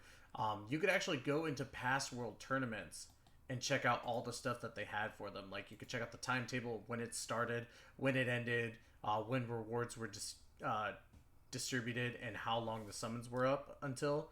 So, as you can see in this last world tournament, like, after it started, it was on the 5th of December, and then it went until December 18th. So you usually get about 2 weeks with those banners. You can check out all the ranking rewards, which if you click on them, it'll tell you exactly everything that you got. So first place got all this, which is fantastic amount of rewards right there. I wish I could have got that. But and you could go even further beyond that. So pun intended. Yeah, pun intended. Like, you could check out all the regular rewards for each rank. You could check out local rewards as well, which it will go through like that. Pretty simple. And then obviously it'll also give you all the missions on top of that, and it'll show you what you get for each one of those missions. This is good for looking at like past stuff as well. So like, as you see, you could score the 23 million points and you get the Android 17. And then once the new world tournament comes up, the 32nd world tournament, you're going to see like all this information pop up as well, except for maybe the when the rewards are distributed. Only because of the fact that they won't. It's always going to be a couple days afterwards, but there's no guarantee on when exactly those are going to go up, because there could be issues that happen. But otherwise, it will tell you the start date, the end date, and how long the summons are going to be up. So, I'm not really sure how much value there is in the player. But like when it updates to show the current world tournament, that's probably when I think most people will find this particular section useful. But as far as I'm always going to say, content creators get so much more out of these websites because we are down into the nitty-gritty of everything that goes on in the game. So a lot of our speculation, a lot of our information comes from looking at what came before. Yeah. Exactly. Yeah. So, and then from there, we are going to go into potential, which from here you could filter units based on their tiers. So you can go into, let's say, B rank AGL, and it's going to show you all of like said B rank-esque type units. These are more so just kind of in the sense graded by, I think, isn't it how much potential orbs they actually grab? The stat boost. Oh, okay. So then, yeah, you'll see that all these are based on how much of the stat boost they can get. So, like, you'll see, S rank STR units that get the biggest stat boost from these, and they're mainly like Dokkanfest cards. So you have your Super Gogeta S Super STR. You have your Extreme STR Broly and your Super STR Super Saiyan 3 Vegeta. They're going to get those stat boosts right there. So 7,560 attack, 6,440 defense, and 7,000 HP. So this really only goes and kind of splits them off on what everybody's going to get for stat boost based on how many or how much stats they get from the orbs spent. So not too big of a thing, but it's something extra. So something to think about when you're doing that. And then from there you could also go into battlefields, and this will go through all the past battlefields. So you can click on the last battlefield that was up. It's going to show you the missions right here, show you what you're going to get from said missions. And honestly, that's about it with that, to be honest. You don't get to see much more than that. Yeah, it'd be nice if they listed off like which units and which abilities those units have, but then again, you can use the wiki for that. Yeah, exactly. So there's plenty more resources where you can get more information, but this is just a little bit extra where you can actually look to see like, okay, this is what's going to happen for the next battlefield as well. Mm-hmm. So it's just good to have an extra added resource that is not just the fandom or the wiki. Exactly. Like for ones that basically give you any of this information. Yeah. Any information for Dokkan is good information, guys. So yeah. use this information to your advantage, especially when you're trying to like get, certain events done and figuring out like what rewards you could get and such. Because honestly, like if I would have been using this from the get-go, I probably would have been better off at the start than I was. And I wouldn't have such a backlog of characters that I'm working on. So, you got your missions page here, which actually goes over all the missions that each set has. So not only does it include like your Corrin missions, your Kami missions, Kinkais, and all that, but you also get special missions, which are, obviously the special missions. And it's pretty self-explanatory. These are mainly from stories, EZAs, and all of the like. And then you could also check out, your beginner missions, your Supreme Kai trials, and of course, daily missions that always come up. So this section is actually particularly useful for JP players. Like if you switch it to JP and then translate it to English, you'll be able to see like what a lot of the missions are. Because I know a lot of people ask that play JP that don't speak Japanese. They want to know what the missions are. This is a great way to go and find that information. So, like, let's say we go into this one right here. You can click on, let's say, Let's Link Data. Using data linkage makes it easier to transfer data to new terminals. If you're prepared, it's safe. Try it from the menu. You could literally, like, get or understand what's going on just from that. So stop bugging Talon for translations, because it's available to you. Poor Talon. At that point, like, he just gets bombarded with... I love Talon. He's great. So, and then, obviously, from here, you could go into the rank section. And from here, it just displays all the rewards that you'll get for ranking. So, you could scroll all the way down. And let's say, for me, I'm not that far. So, for me, I'm at, like, let's say, I think the last time I checked, I'm like 477. So I could check to see what I'm going to get after 477. So you'll see stamina increases, team max, and friend max. So friend max is going to stay 100, sadly. Let's just be honest. But you could see from 477 to 478 for me, I'm going to go up to 533 max. What is it? Max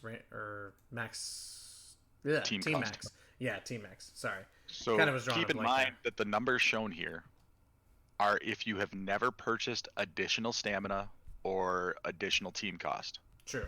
This is if you've never purchased anything else. If you got to rank 480, you'd have 178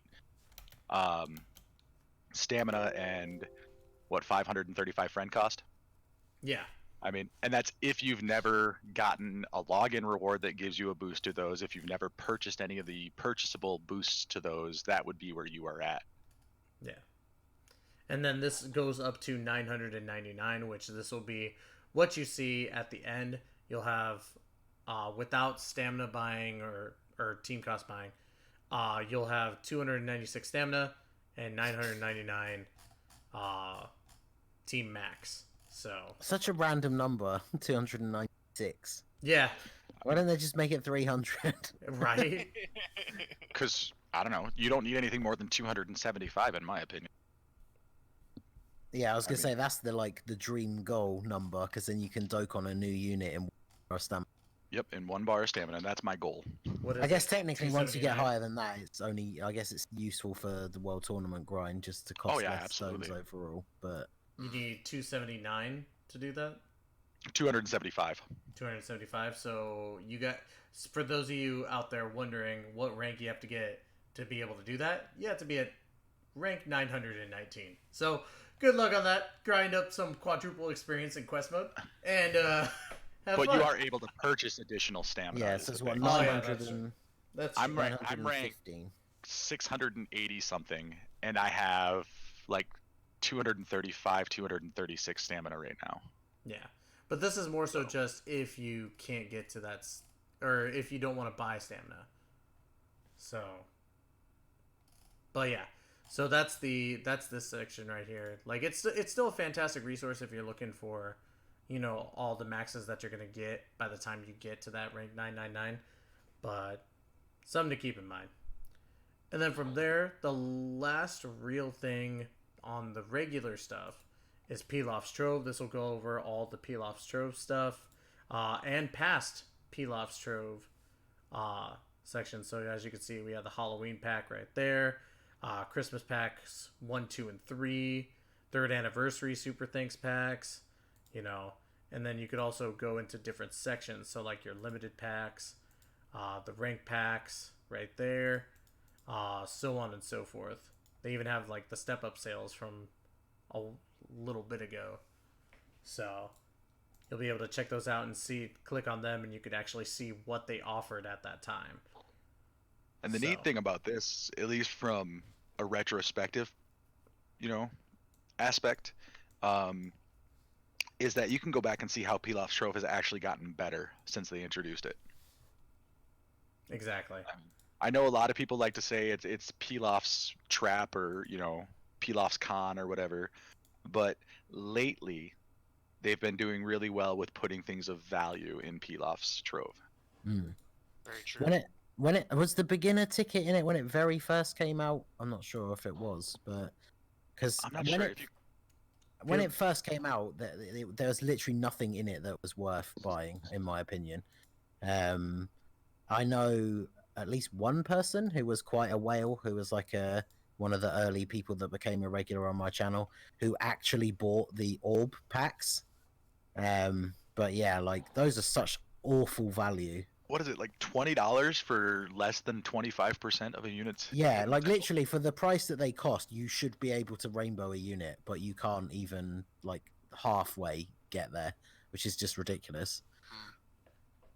You barely hit like one path, I think, for like $20 with the hidden potential packs.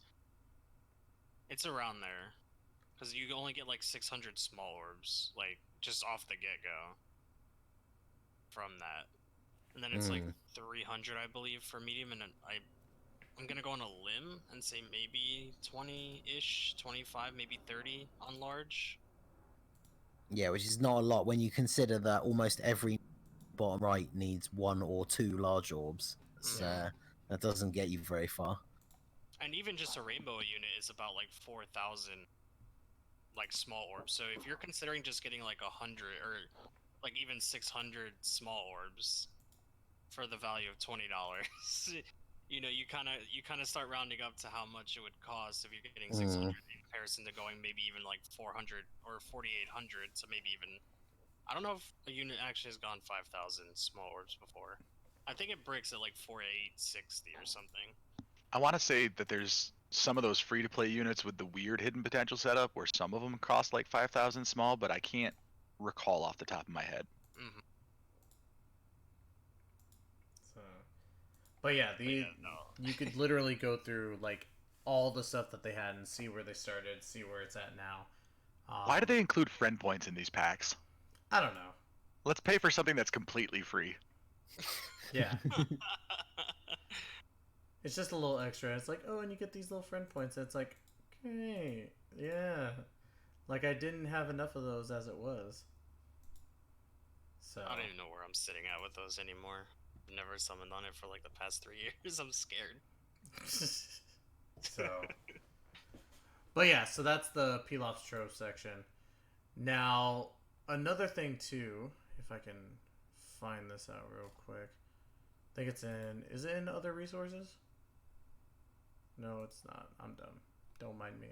Trying to figure out how to browse this site exactly. What are you looking for? The settings section. Oh, it might not be there if you're not logged in. Yeah, Sorry. I'm not logged in. Okay. Yeah, so the where that user section is, there's a couple of other options if you're signed in, right below the gameplay. Basically, this is just where you can register at the site. You can set your language on the site. You can set your time zone. The nice thing about setting your time zone is that it will give you all of the information for all of events based on your local time. Mm-hmm. So, and then there's another section in there when you're logged in, but we wouldn't show it if we were logged in because it gives a lot of your account information. So, yeah. But yeah, this is a really good site. You don't have to sign up to use it, and I don't really think there's a whole ton of additional features that unlock when you sign up for it. But yeah, I'm a huge proponent of this site, and the best is yet to come. My favorite part of this whole site, it's actually technically a separate site, I think. But yeah, the next section is great. Yeah. I just also want to point out, one day we will all be on this page right here. Yeah, I was gonna say there's people on there who like don't even upload on their channels anymore. So I don't think this page has been updated for ages. Yeah, I was looking at these, and some of these guys I haven't seen either post in a while or I've never even heard of. So maybe they need to add a Twitch section. Hey, go ahead and put somebody reach out to Renzi on Twitter, let him know that the gang needs presentation. Renzi, put the global gang up there. But yeah, so obviously you could come to this little section for resources, and you could actually look up different Dokkan tubers and such. Like it said, it hasn't been updated in a while because there's some tubers that either A, do not post anymore, B, do not post Dokkan content anymore, or C, we just have no idea who they are. But am I seeing a distinct lack of royalty on that list? You are, yeah. Oh, Your Highness is not on there, so. But yeah, and then we got this little section right here where it's the MISC section, which we're only going to get into one thing of this right now, and it's Alex's favorite thing, which is the Friend Finder. So Friend Finder obviously is where you could, when you register your account, you could submit it here, and then you could find specific friends that you need. I have not signed up for this, so... You can still search without registering. Oh, okay. So, like, if you were to click on, let's go Extreme Physical. Extreme Physical, copy. Boom. There you go. And you could click whatever unit that you're specifically searching for. So let's say you need Movie Bosses Broly. So we'll put Movie Bosses Broly right there. You could search, and it's going to give you all the friend codes of everybody that has Movie Bosses Broly. Not only that, but it's also going to show you, their card level, their skill level, their potential, their last login, and time logged in. That last login is the huge thing when you're looking for friends. Yeah, because then you'll actually see who's active and who's not. So this is actually really cool if you're looking for specific friends. So let's take for example, I'm wanting to do Ginyu Force Super Battle Road, and you need this boy right here. Boom, you click on him, you search, bam. Everybody who is using this unit is right here in front of you, and you could literally add them, and so long as they're active, they'll be able to add you right back because they know that you're probably adding them because of what unit they have. Now, this is the one section where registering your account on DBZ Space matters, because you can't list your friend on this site unless you're registered on DBZ Space. And I really suggest everybody just go and register their account to this just for the friend finder. Nothing else on DBZ Space. Like, I mean, it's a great site, like we've talked about for the last 2 weeks. It's got a lot of resources, but the friend finder alone, in my opinion, is worth signing up for this site just so you can share who your friend is, your friend leader is. You can find the ones you're looking for. Like, I literally do the dumbest challenges I can think of, and I found physical Botomagetta friends. Like, seriously, I went and looked for physical Botomagetta. There were people who actually have him 100% set as their friend, and I was able to request them, and no item legendary Goku using double physical Botomagettas. Is it just regular physical, or is it extreme and super? Super physical. Oh, it's super physical? Okay. So yeah, just kind of put it right there. Let's use that as the example. Is something completely weird in that nobody in their right mind should actually use with their friends. But we're going to go He's ahead. Hard to find in the list. He kind of is. He's right here. So you're going to click him. You're going to search. And boom. Look at... Oh my god. This many people actually have him as... That's insane. That's so friend. Weird. How crazy is that? I mean, granted, most of them are like, but I mean, hey, like, there you go. For like the team that I built, when I no itemed legendary Goku using double leads, I actually % friend. Gosh, because the reason it works for that particular unit is because his leader skill is damage reduction of 40%. So you run 2 of them, you've got 2 damage reductions of 40% at all time. You basically take no damage in legendary Goku. It took me 3.5 hours to beat that no item. Yeah, I was gonna say. But that's because you don't have any key, you don't have any stat boost. You're literally just not taking damage. Right. And like with this also, you could find basically anything or anybody with a friend of anything at this point. Because look, I just researched the TUR version of this perfect cell. 1 person has him. Like that's how insane this friend finder is, guys. And quite honestly, it's a fantastic feature. I'm probably after this, I'm gonna submit my account and actually get in on this. So if you guys want to add Taisho Jaisetsu, by all means, there you go. But yeah, this is a wonderful freaking feature. And if you guys want to get denied by me, unless you're General Bardock or the Masked Ningen, it's 591-253-172. Oh, I'm gonna deny everybody, but here's my friend code anyway. Yeah, I'm gonna deny you, but at least you've had the opportunity to add me.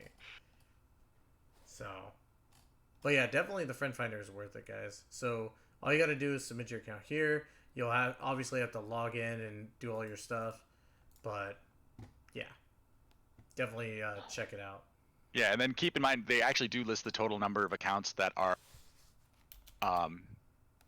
registered here, right at the top there. 1,013,615 accounts have been registered here. So that's how many friends you have to play with. So 1/300th of the actual, people playing is on this thing. That's actually right. It seems like a small amount, but this is actually a very big amount of accounts on here. It really is, especially when you think about the fact that, I mean, like we pointed out with physical Geta, you can literally find any random weird leader you want to. Mm-hmm. Also, all jokes aside, obviously, I didn't actually mean that, but I do remember my code. One fun fact I'd like to bring up, because Kat brought it up today during the podcast, and I said it. I'm also looking through the friend finder. Middle Finger Yamcha is actually not up in the list. That is something you will find on this site, is that there are some units that are not listed on this one and on Dokkan Team Builder on another episode, but there are units that are missing from the Yamcha is on there though. I'm guessing it's because nobody's running them as the friend, or that's registered on the site. Yeah, I'm not 100% sure on what the back end of the site looks like to confirm that, but that would be my suspicion. Mm-hmm. So overall, it's a very unique resource to have, especially when you're looking for like a specific leader in general, and you notice that some people may not be running the same thing that you are trying to use. It's crazy that you can find a lot of this stuff. Have you ever used this Ningen? I have not. No, I am learning a lot from this. I have literally only ever used DBZ space to look at the previous banners and to get the card assets. Oh, And there's that is so much more to literally DBZ space. I know. Well, I know that now.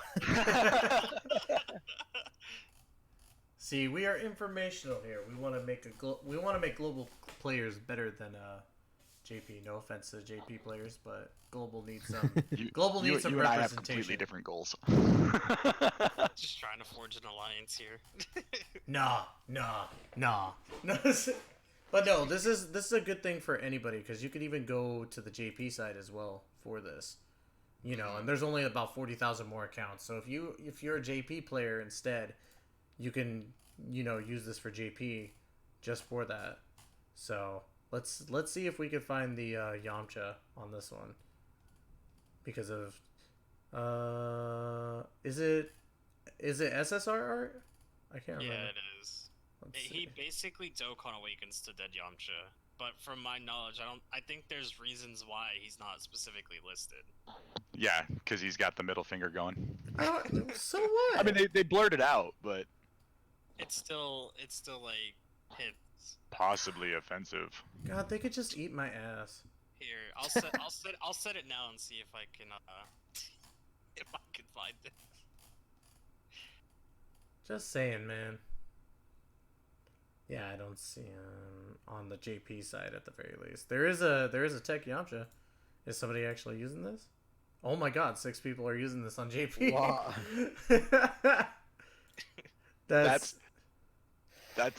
I mean, okay, there are times when you stumble across information that just destroys your soul. That's one of those times. It just doesn't make any sense. Why would you do that? Why would that be your friend?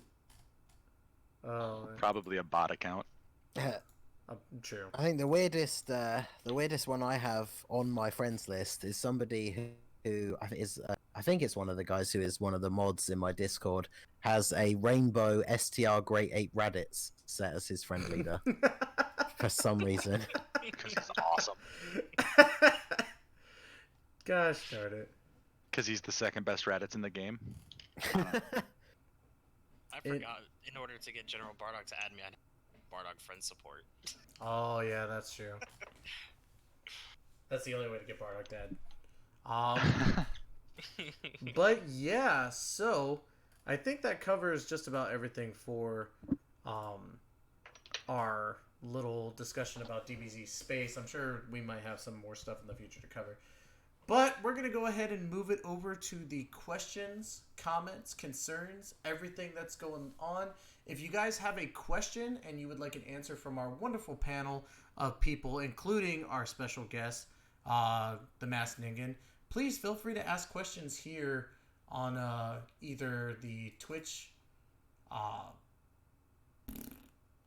Sorry, I kind of drew a blank there. For Discord? Yeah, either on the Discord for Global Gang or here on Twitch. Feel free to go ahead and ask any questions. So. I'm just deleting friends as we go, so. Yep. So this section of the show is all about you guys. Anything you want to ask us, it doesn't have to be about stuff we talked about today. It can literally be anything dope or our content creator career related if you want to ask questions like that. Exactly. Who is the next special Peepoo? Well, the next person that's going to be on our wonderful Global Gang podcast is going to be, I believe, General Bardock is next week, right? Yes, General Bardock on March 17th. I think Trevor messed up on that and was like, telling if he was this week. It happens. I mean... Also feels bad, man, for Trevor not being able to be here. Yeah, shout out to Trevor, that's for sure. He was in the chat. He was here. He's dealing with some personal stuff today, so he, we gave him a day pass. And trust me, go ahead and check him out, guys. Like that's his Linktree. And again, I cannot stress this enough. Linktree is so goddamn amazing. How does it feel not having EZA int yet? It feels just like every other unit that appears on JP first. It'll come, and I'll worry about it then. Yeah, I'm just glad that he's actually got one now. Yeah, no doubt. And then I want your Grace to do an impression of me. All right, so Ningen, you got to do an impression of Toon Rami. No. That is an answer. That is absolutely an answer. It's like I don't impersonate people. I'm royalty. I don't stoop to that level. No, I'm playing. I'm just making you sound terrible at this point. I know, right? No, I'm just not good at it, so I don't. I won't attempt it. But he's tried to make me do that before, so because it's him, especially, I'll say no. I will say this: Christian actually has a very good question.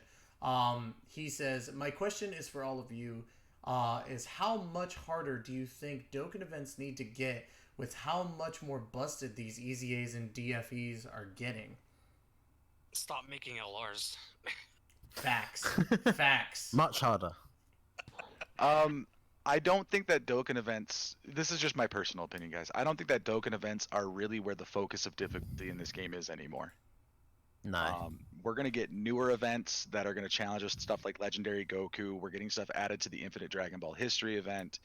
Well, I'm assuming eventually we'll get a Legendary Frieza, Legendary Vegeta, so on and so forth. That's gonna be the game modes, or at least that's what I think are going to be the game modes where these busted units are really designed for. I mean, look at how well you can cruise through Legendary Goku if you've got the right setup. Mm-hmm. Yeah, no, it's true because when I look at hard events, I obviously don't look at the Dokkan Fest events. I don't look at any of those. I definitely look at the SBRs and such. And now because of, how easy these other units are, I've been dabbling into the harder events now, just so then that way I can actually, get that itch of like doing something that's more difficult out of my system. I think it's more so that with gacha games in general, when it comes to like story events and the awakening events, 9 times out of 10 the events are not meant to be extremely hard. They're meant to get the units that you have awakened fully, and then they're getting you ready for the harder stuff. It's like any game for that matter. It's a progression of getting you to the level that you need to be. So I do agree with that, but I think that should be. I think I forget. The problem is, I guess, is how do they do the medals? But like even adding like Super 3 or something to all the Dokkan events make it harder. Because the thing is, like we were kind of talking about it earlier. It made me think of it because of when we were talking about like the ability to autoplay or to like skip and stuff. Is when you pull a unit. Like, well, now I think I know maybe for newer players not so much, but like when you pull a unit from the banner, the fact that you then have to go and play through their event 11 times and you pretty much one shot every single phase is so boring. But like when you were newer to the game, like obviously for me when I first started playing, it was around when the 70% lead started to come out. I couldn't Dokkan Awaken my AGL Super Vegito until Tech Super Saiyan 3 Gotenks came out because his event was too difficult for me. And so every run that I played with my Monotech team, like, I mean, I guess like you can see back then, like with YouTube, like doing a Dokkan event with no items was something that would actually be like worthy of a video because it was actually hard. Whereas now you just, like I say, you just one shot every single phase. And so, because you have to play that event multiple times to get all the medals, it would be nice if it was at least somewhat challenging, just so you actually have to like engage your brain a little bit. I definitely agree. I think a reasonable compromise in those two ideas that we've talked about is give it an optional thing. Like make a Super 3 that's much more difficult but drops twice as many medals. Yeah, exactly. Like, what they could do is they could make one that drops maybe 11 medals. This way you're farming it 7 times rather than 11. Have it go Super 3 would just make a lot more events less annoying for, grind-ended players or those who are just mainly trying for the sake of a challenge too. Because like pretty much like Mask said, like every event, even nowadays, like I feel like even Cooler's event when it came out is still something that can be cakewalked. Just because of how busted a lot of the new units are.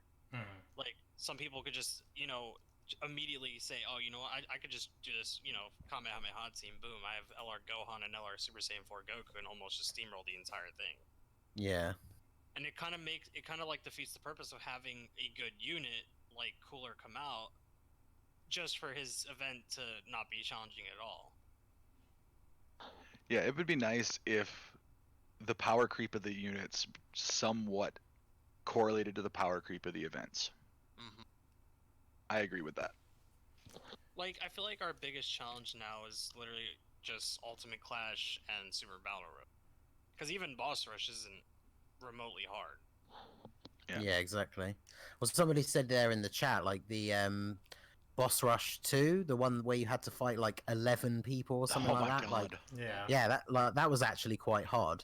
But now, I mean, that's the thing, because Boss Rush, when it first came out, in theory, Boss Rush was hard because it was multiple Dokkan events back to back. So obviously, in the era where you couldn't just no items every single Dokkan event, the fact that you had to do them back to back on one set of items was actually difficult. Whereas now, they could release a boss rush that was every single Dokkan event and it would not be difficult. It would take ages to do, but it would be super easy because you would just one shot every single phase for like 3/4 of the events. So they definitely need to be more difficult, I think. But again, not like we don't need every single Dokkan event to be like in UI Goku in the Legendary Goku event, but right, just something that's like a little bit challenging would be nice. In all honesty, I would, and this is not memeing, I would love for them to make a boss rush where every single Dokkan event was featured in that, just for the just for the sheer fact of like just streaming it and just watching your morale go from happy as can be that this event came out to going, when is this event going to be over? Jesus Christ. As long as it rewarded 50 stones for something like that, especially if it's every Dokkan event, I'd be satisfied. I would be too. That's a free multi. Yeah, exactly. A free multi for beating every single Dokkan event. It better fucking be 50 Yeah, yeah. Gohan Sama 99 asked, will y'all be doing a Global Gang Grand Cross podcast? I think only 3 of us here actually played Grand Cross. Really only 2. I just dabble in it. Well, really Trevor, only 1 then at that point. If we're including Trevor, obviously Masked has been playing it, but Mask has been killing it. I don't play it at all. I haven't even attempted to download it yet, so. I mean, I played for the first few days, and I really do enjoy the game. It just literally comes down to time for me. Setting up this podcast every week, trying to reach out to people to be guests, trying to stay caught up in my own Dokkan stuff, plus my normal streaming schedule. I don't know if I can, just from a time aspect, afford another gacha game. Like, I would play free to play completely, and I still do kind of play it. I don't play it like hardcore. I don't do all my daily missions every day and everything. And it, like I said, it's a fun game, great animations, but I would need a lot more time if I was going to run 2 podcasts about 2 different gacha games. Oh yeah. So, like for me, I like the game and it's fun to get the login and do some of the stuff on there. I haven't done too much on Grand Cross. It is fun for somebody who has not watched 7 Deadly Sins, and I plan to. It's fun. It's exactly how I feel about Don Machi Memory Freeze. I'm the same exact way. I like logging in. I like checking out a couple of the events and doing them. It's fun. It's just my main thing is obviously Dokkan until somehow motherfucker blows up, and then I'm like, hey, I got all this time. I can do it. So, how do you feel about it, Ningen? It's not like you haven't made a second YouTube for it. So it's actually, funnily enough, I was thinking about this earlier because obviously Alec asked me for the link to my second channel so that we could shamelessly promote that as well. And the thought did cross my mind that it's kind of ironic timing, the fact that this game has come out like just as I'm appearing on a podcast that is all about how much we love Dokkan. And in the last like 7 days, I've probably played Dokkan for about an hour and played Seven Deadly Sins for about 40 hours. So, Well, I mean, at the same Yeah. time, for you, you have the excuse of you've already done. You've done basically everything that's out currently. So you have, literally. you have That's the nothing thing. to worry So, about. yeah. So Cooler came out. I summoned for Cooler on stream. Then I did a showcase for him on like a normal event. Took him into Super Battle Road, and then took him into the Legendary Goku event. And then that was it. There's literally nothing else for me to do on the game. And then I think it was like the day after that, Grand Cross came out. So I'd signed up for it because I'm friends with a lot of the people that were hyping up like the JP one, but kind of for the same reason why I never really got into JP Dokkan is I can't be bothered to sink so much time into a game where I can't read any of it.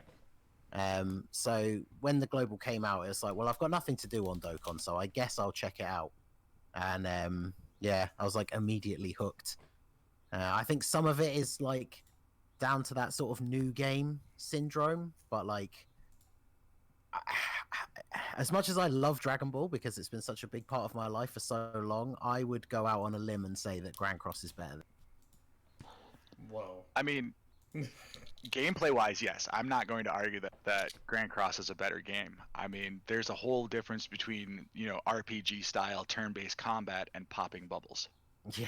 Well, because that's the thing I've talked about this in the past, is like what I love about Dokkan is the strategy behind like team building, and the fact that once you really understand how cards work with like their passives and their leader skills and stuff, you can make crazy like challenge themed teams that will beat events. But then once you get into the event, the actual like gameplay itself is, like you say, you're just popping bubbles and watching nice cutscenes basically.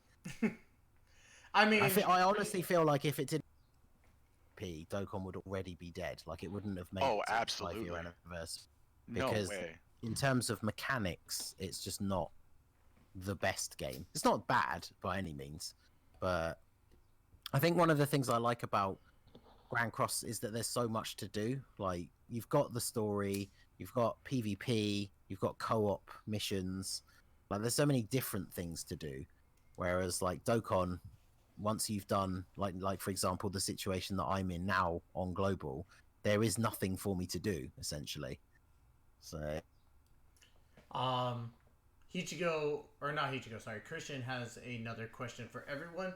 What 5 units that aren't in the lineup of future ECAs would you like to see get them? And if you have an idea, how would you buff them? Okay, Oh, wow. This is gonna take me a while. I was like five units. Okay. 5. I I mean, get- Marseille obviously, but I was saying Massey. Massey is the first I would bring up. Yeah, no, Hichigo's got my vote. yeah, which, Tech Margin Vegeta, that's a good choice. I Which like hopefully we can get something going for that Hichigo, hint hint, wink wink, nudge nudge. But definitely Tech Majin Vegeta is my top pick, only because of the fact that it just with all the other Majin Vegetas out, it's so bad and it needs something. It's just absolutely worthless. I used it for a video with I think a double Pure Sans lead, and it couldn't even pass like 500k, I think. And I was so sad. So extremely sad about it. In that same vein, I would say the Xenoverse Trunks would be Yeah, another great one to get Xenoverse him. that. Yes. Any of the AoE units I think would be great for an easy A, just because it gives you more options in the tournament. And Strength Broly really was the first step of that too. Plus, Xeno Trunks is a completely unique unit. Like, there's no apart from I guess technically there's the free-to-play Strike one, but yeah, there's like no other one that you That have shares to the same, decide yeah. between which one you want to bring on your team. In that same vein, the Super Saiyan Xeno Trunks as well, because Yeah.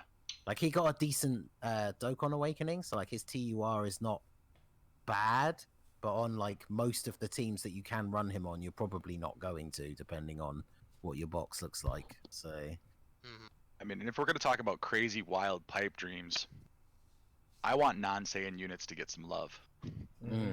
Yep. Like I know we're getting Omega Shen, but like give Master Roshi an easy A. I don't care which one. Just give one of them an easy A. Goss.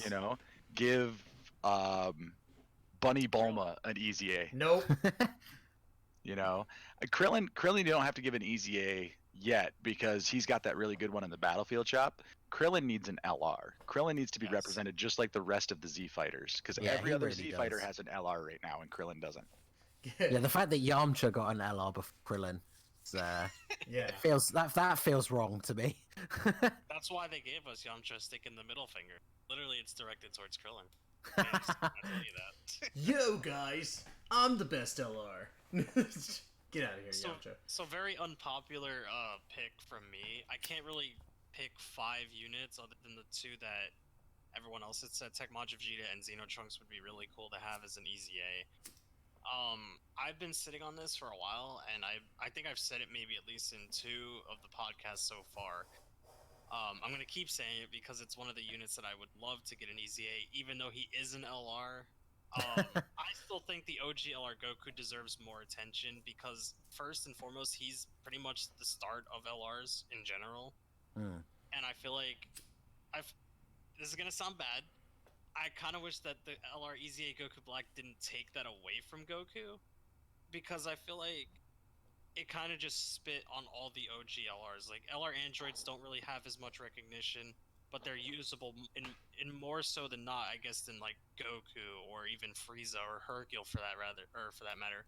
Like, I still feel like people will use Frieza if they really want to use like a cooler Frieza team, or androids if they want to do like a crazy LR51 type of team there. But I feel like out of everyone, the old LR Goku is just so, like, for me it's iconic because that's what got me into the game off the start. And just seeing it sit there rotting in my box at Rainbow SA20 is just really disheartening for me. I can agree, except for there's one other one that I think deserves at least some sort of easy A, if we're talking about LRs, is definitely tournament LR Piccolo. That thing in my opinion, I think deserves just as much of an easy A as the LR Prime Goku. So bad. It's so terrible.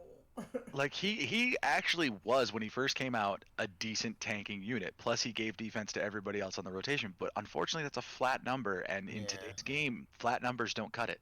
Mm-hmm.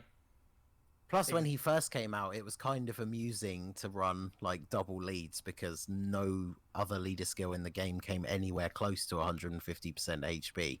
But obviously now, it's pretty bad. So, yeah, that's definitely, at least if I go for LRs, like I would say that LR Prime Battle Goku and LR Piccolo are definitely the 2 that deserve something. Anything at this point.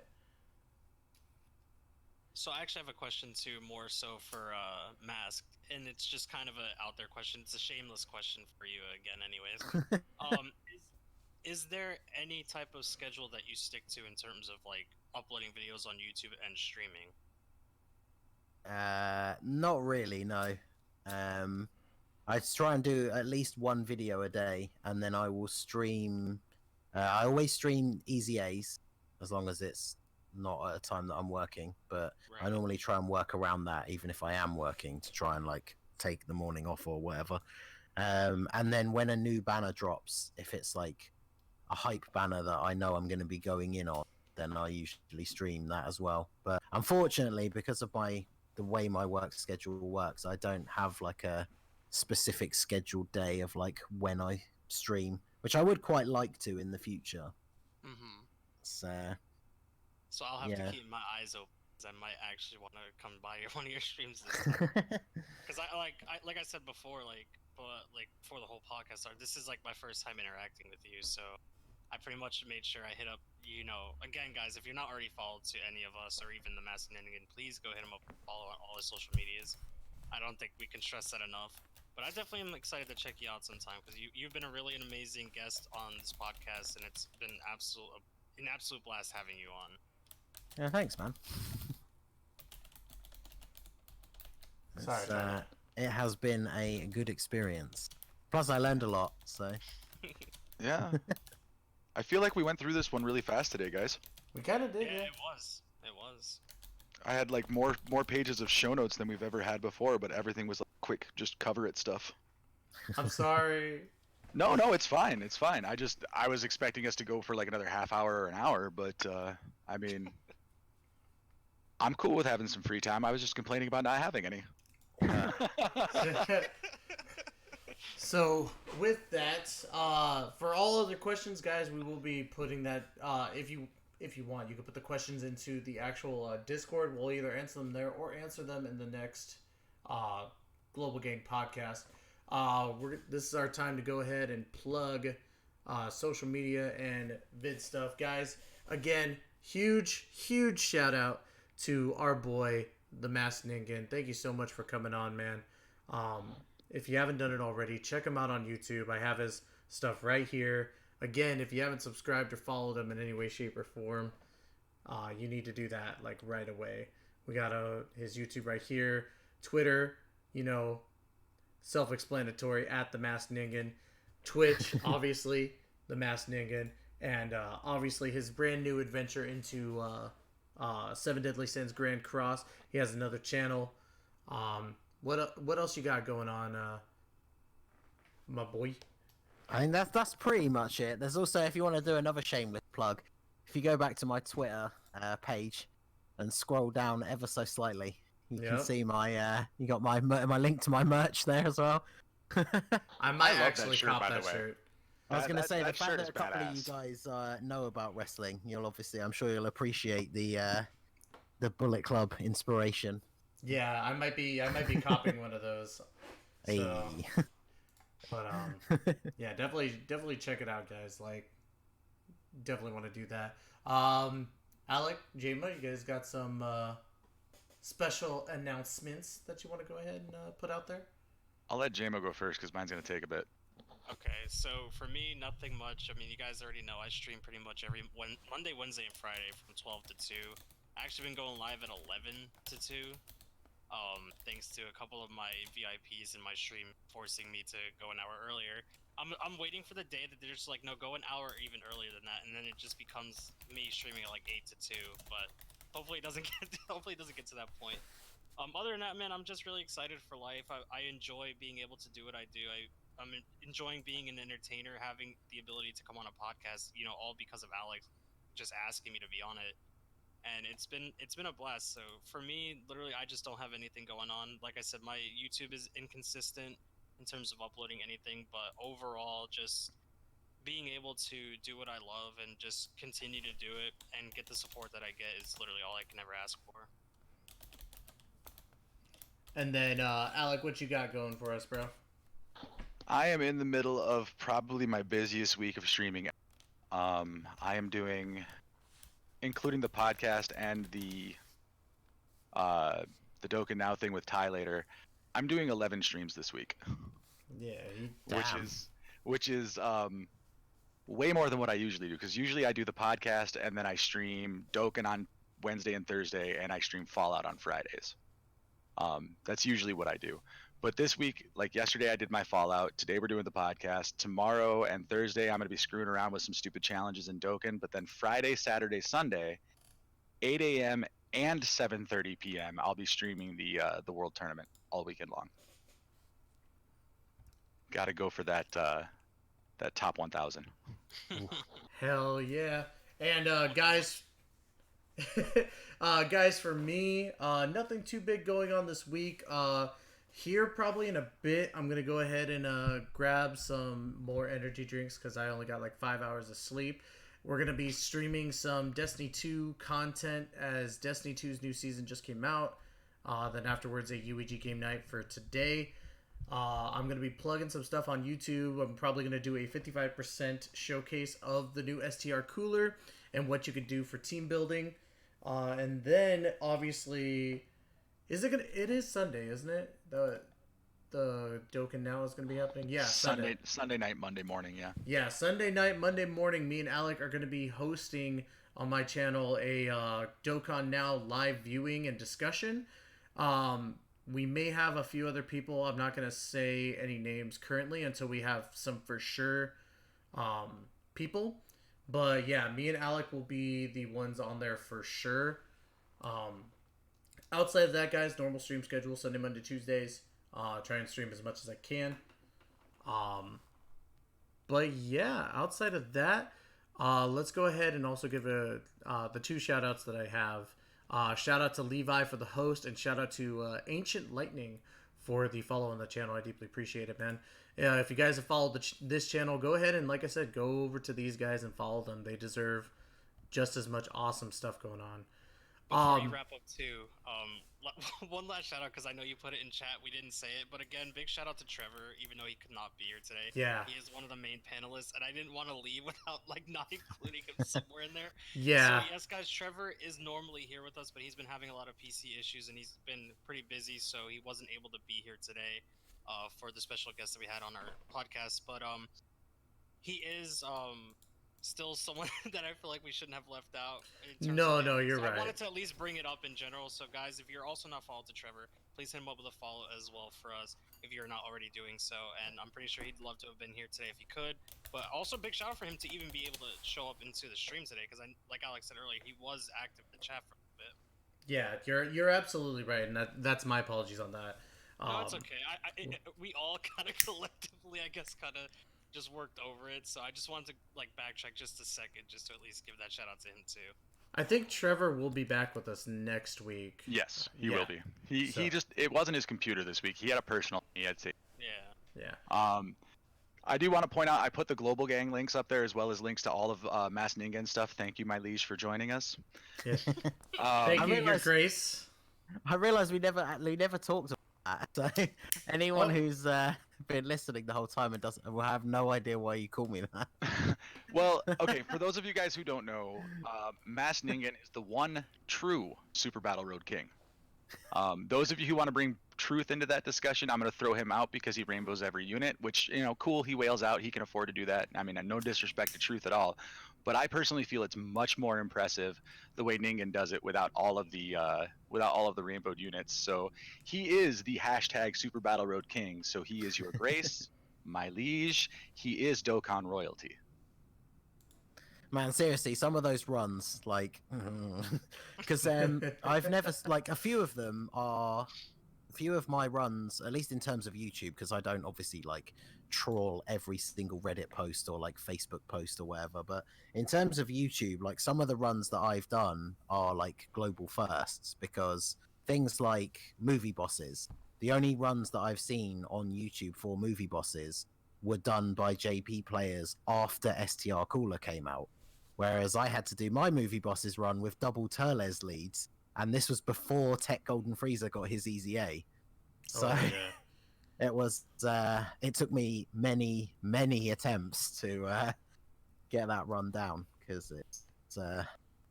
What if you learn to hate RNG when you're trying to do those runs? I tell you, seriously, the number of times I got to the third fight on some of those runs with one enemy with 1 HP, and then he super attacks me in the first slot before I get to do anything, and it's just oh. So, but yeah, I'm working on it. I've got a handful of no item SBRs on my belt, but nothing that's actually super. So I really like I think watching my your most vids. recent sort of proud moment is the fact that I managed to beat Fusions before Truth. So unfortunately, I loved that video. Yeah, unfortunately he got his video up before me, but I beat the stage before him. So, as I posted the tweet of the screenshot of the end screen, because of course typically I did it while I was at work, so I then had to wait till I could come home to transfer the video from my phone and then actually make the video. But yeah, it was that was tough. I also just want to point out for anybody in the chat that doesn't know, the SBR King, I guess we'll call it a conflict, for a lack of a better word. Rivalry, I guess. Rivalry, yeah. It's strictly friendly. Truth and absolutely. Ningen they're not I'm the SBR King. No, I'm the SBR King. It's not like that. I am the tag team champions. I am the tag team champion. I mean, everyone has their thing. Truth is the Rainbow LR King. Ningen is the SBR King. I'm the stupid challenge king. And I helped. I'm just a Dokkan noob, so. So, Yeah, with that in mind, I don't want to fuel the Now, most people misrepresented idea that there's actually, you know, a hated rivalry there, because yeah, there's not. no, most people take it like the right way. That I've seen one or two comments in like both of our comment sections of people that are obviously taking it a little bit too seriously. But yeah, like we joke about it because obviously when I first started, but it all started as a joke. Like I did a no item run that I hadn't seen anyone do that was quite difficult, which was Extreme STR. Like at the time that I did it.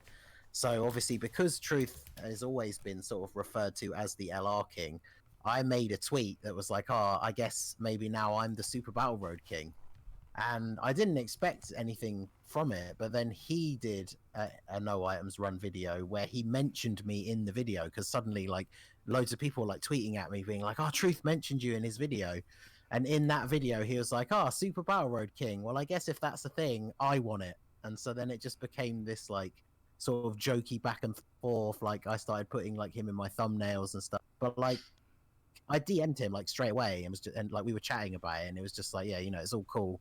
Like it's all just in fun. So I've seen one or two people in the comments get a bit like heated about it, but yeah, it's all just a good laugh. So So one more question. But I am the king. So yeah, absolutely. one more question for you though. Like that happened at a point where you weren't necessarily like as big as you are now. I mean, what was your reaction when you found out that Truth was talking about you? Oh, it was awesome, obviously. Like, I've made no secret. Like, I've made posts about it before because, again, because I want people to know that it's like a friendly rivalry. I've always been a fan of Truth. Like, he was one of the few Dokkan YouTubers that I watched when I first started playing the game. So I would definitely, like, list him as an inspiration for, like, why I started my channel. Because I got into Dokkan, like, really hard. Like, it literally went from like 1 to 100, and I really like it. I love playing it. Like obviously I spend a lot of time and everything on it, and that was one of the things that sort of attracted me to his content. Is you can tell, like, even though he admits himself, like he makes mistakes sometimes, he doesn't necessarily know everything about everything, but you can just tell, like, when he's talking about it, that he loves the game, and so do I. So like his content always really appealed to me. So once we actually started like actually interacting with each other, it was pretty awesome. And then of course it did culminate in us doing a race collab, which was pretty awesome. So, but I'm gonna use the excuse that it was due to nerves, but I completely messed that up. I absolutely did not bring the right team for a race in that in that scenario, and so I did not do very well. But hey, it was all good fun. So exactly. Absolutely. Speaking of good fun, that's what today has been for me, man. Thank you so much. It's been a lot of fun. yeah, man. So, But yeah, I do want to give one last shameless plug before we go, guys, and that's for the Global Gang Podcast YouTube archive. Exactly. I will throw the link up right here. So you guys, since you're here, you know we do this podcast every Tuesday. On Wednesdays at noon Eastern, we upload Tuesday's episodes. So right now, the first 6 episodes are available. You guys can go back and watch those at your leisure. But the one that we did today, it'll be up tomorrow. So if you guys missed the beginning, or if you're just coming in now, or if you've got friends that couldn't make it, let them know, and it'll be ready for you guys tomorrow. exactly. Oh, there we go. I figured it out now. I figured out what I made the command. There's the link tree with all the links of not only the Global Gang stuff, but you could also catch every single follow right there. I know that we kind of did a bunch of shout outs already, guys. But bear in mind, I'm also kind of done. Also, just so you guys know, this is the end. We're going to have our next episode where Alec Hunter 1982, our boy here, the man, the myth, the legend, is going to be hosting, and we will have a wonderful guest in one of my boys, and a lot of boys, General Bardock will be joining us next week. Once again, thank you so much to the Masked Ningen for joining. Thank you all for watching. It's been a pleasure. We will see you guys a little later.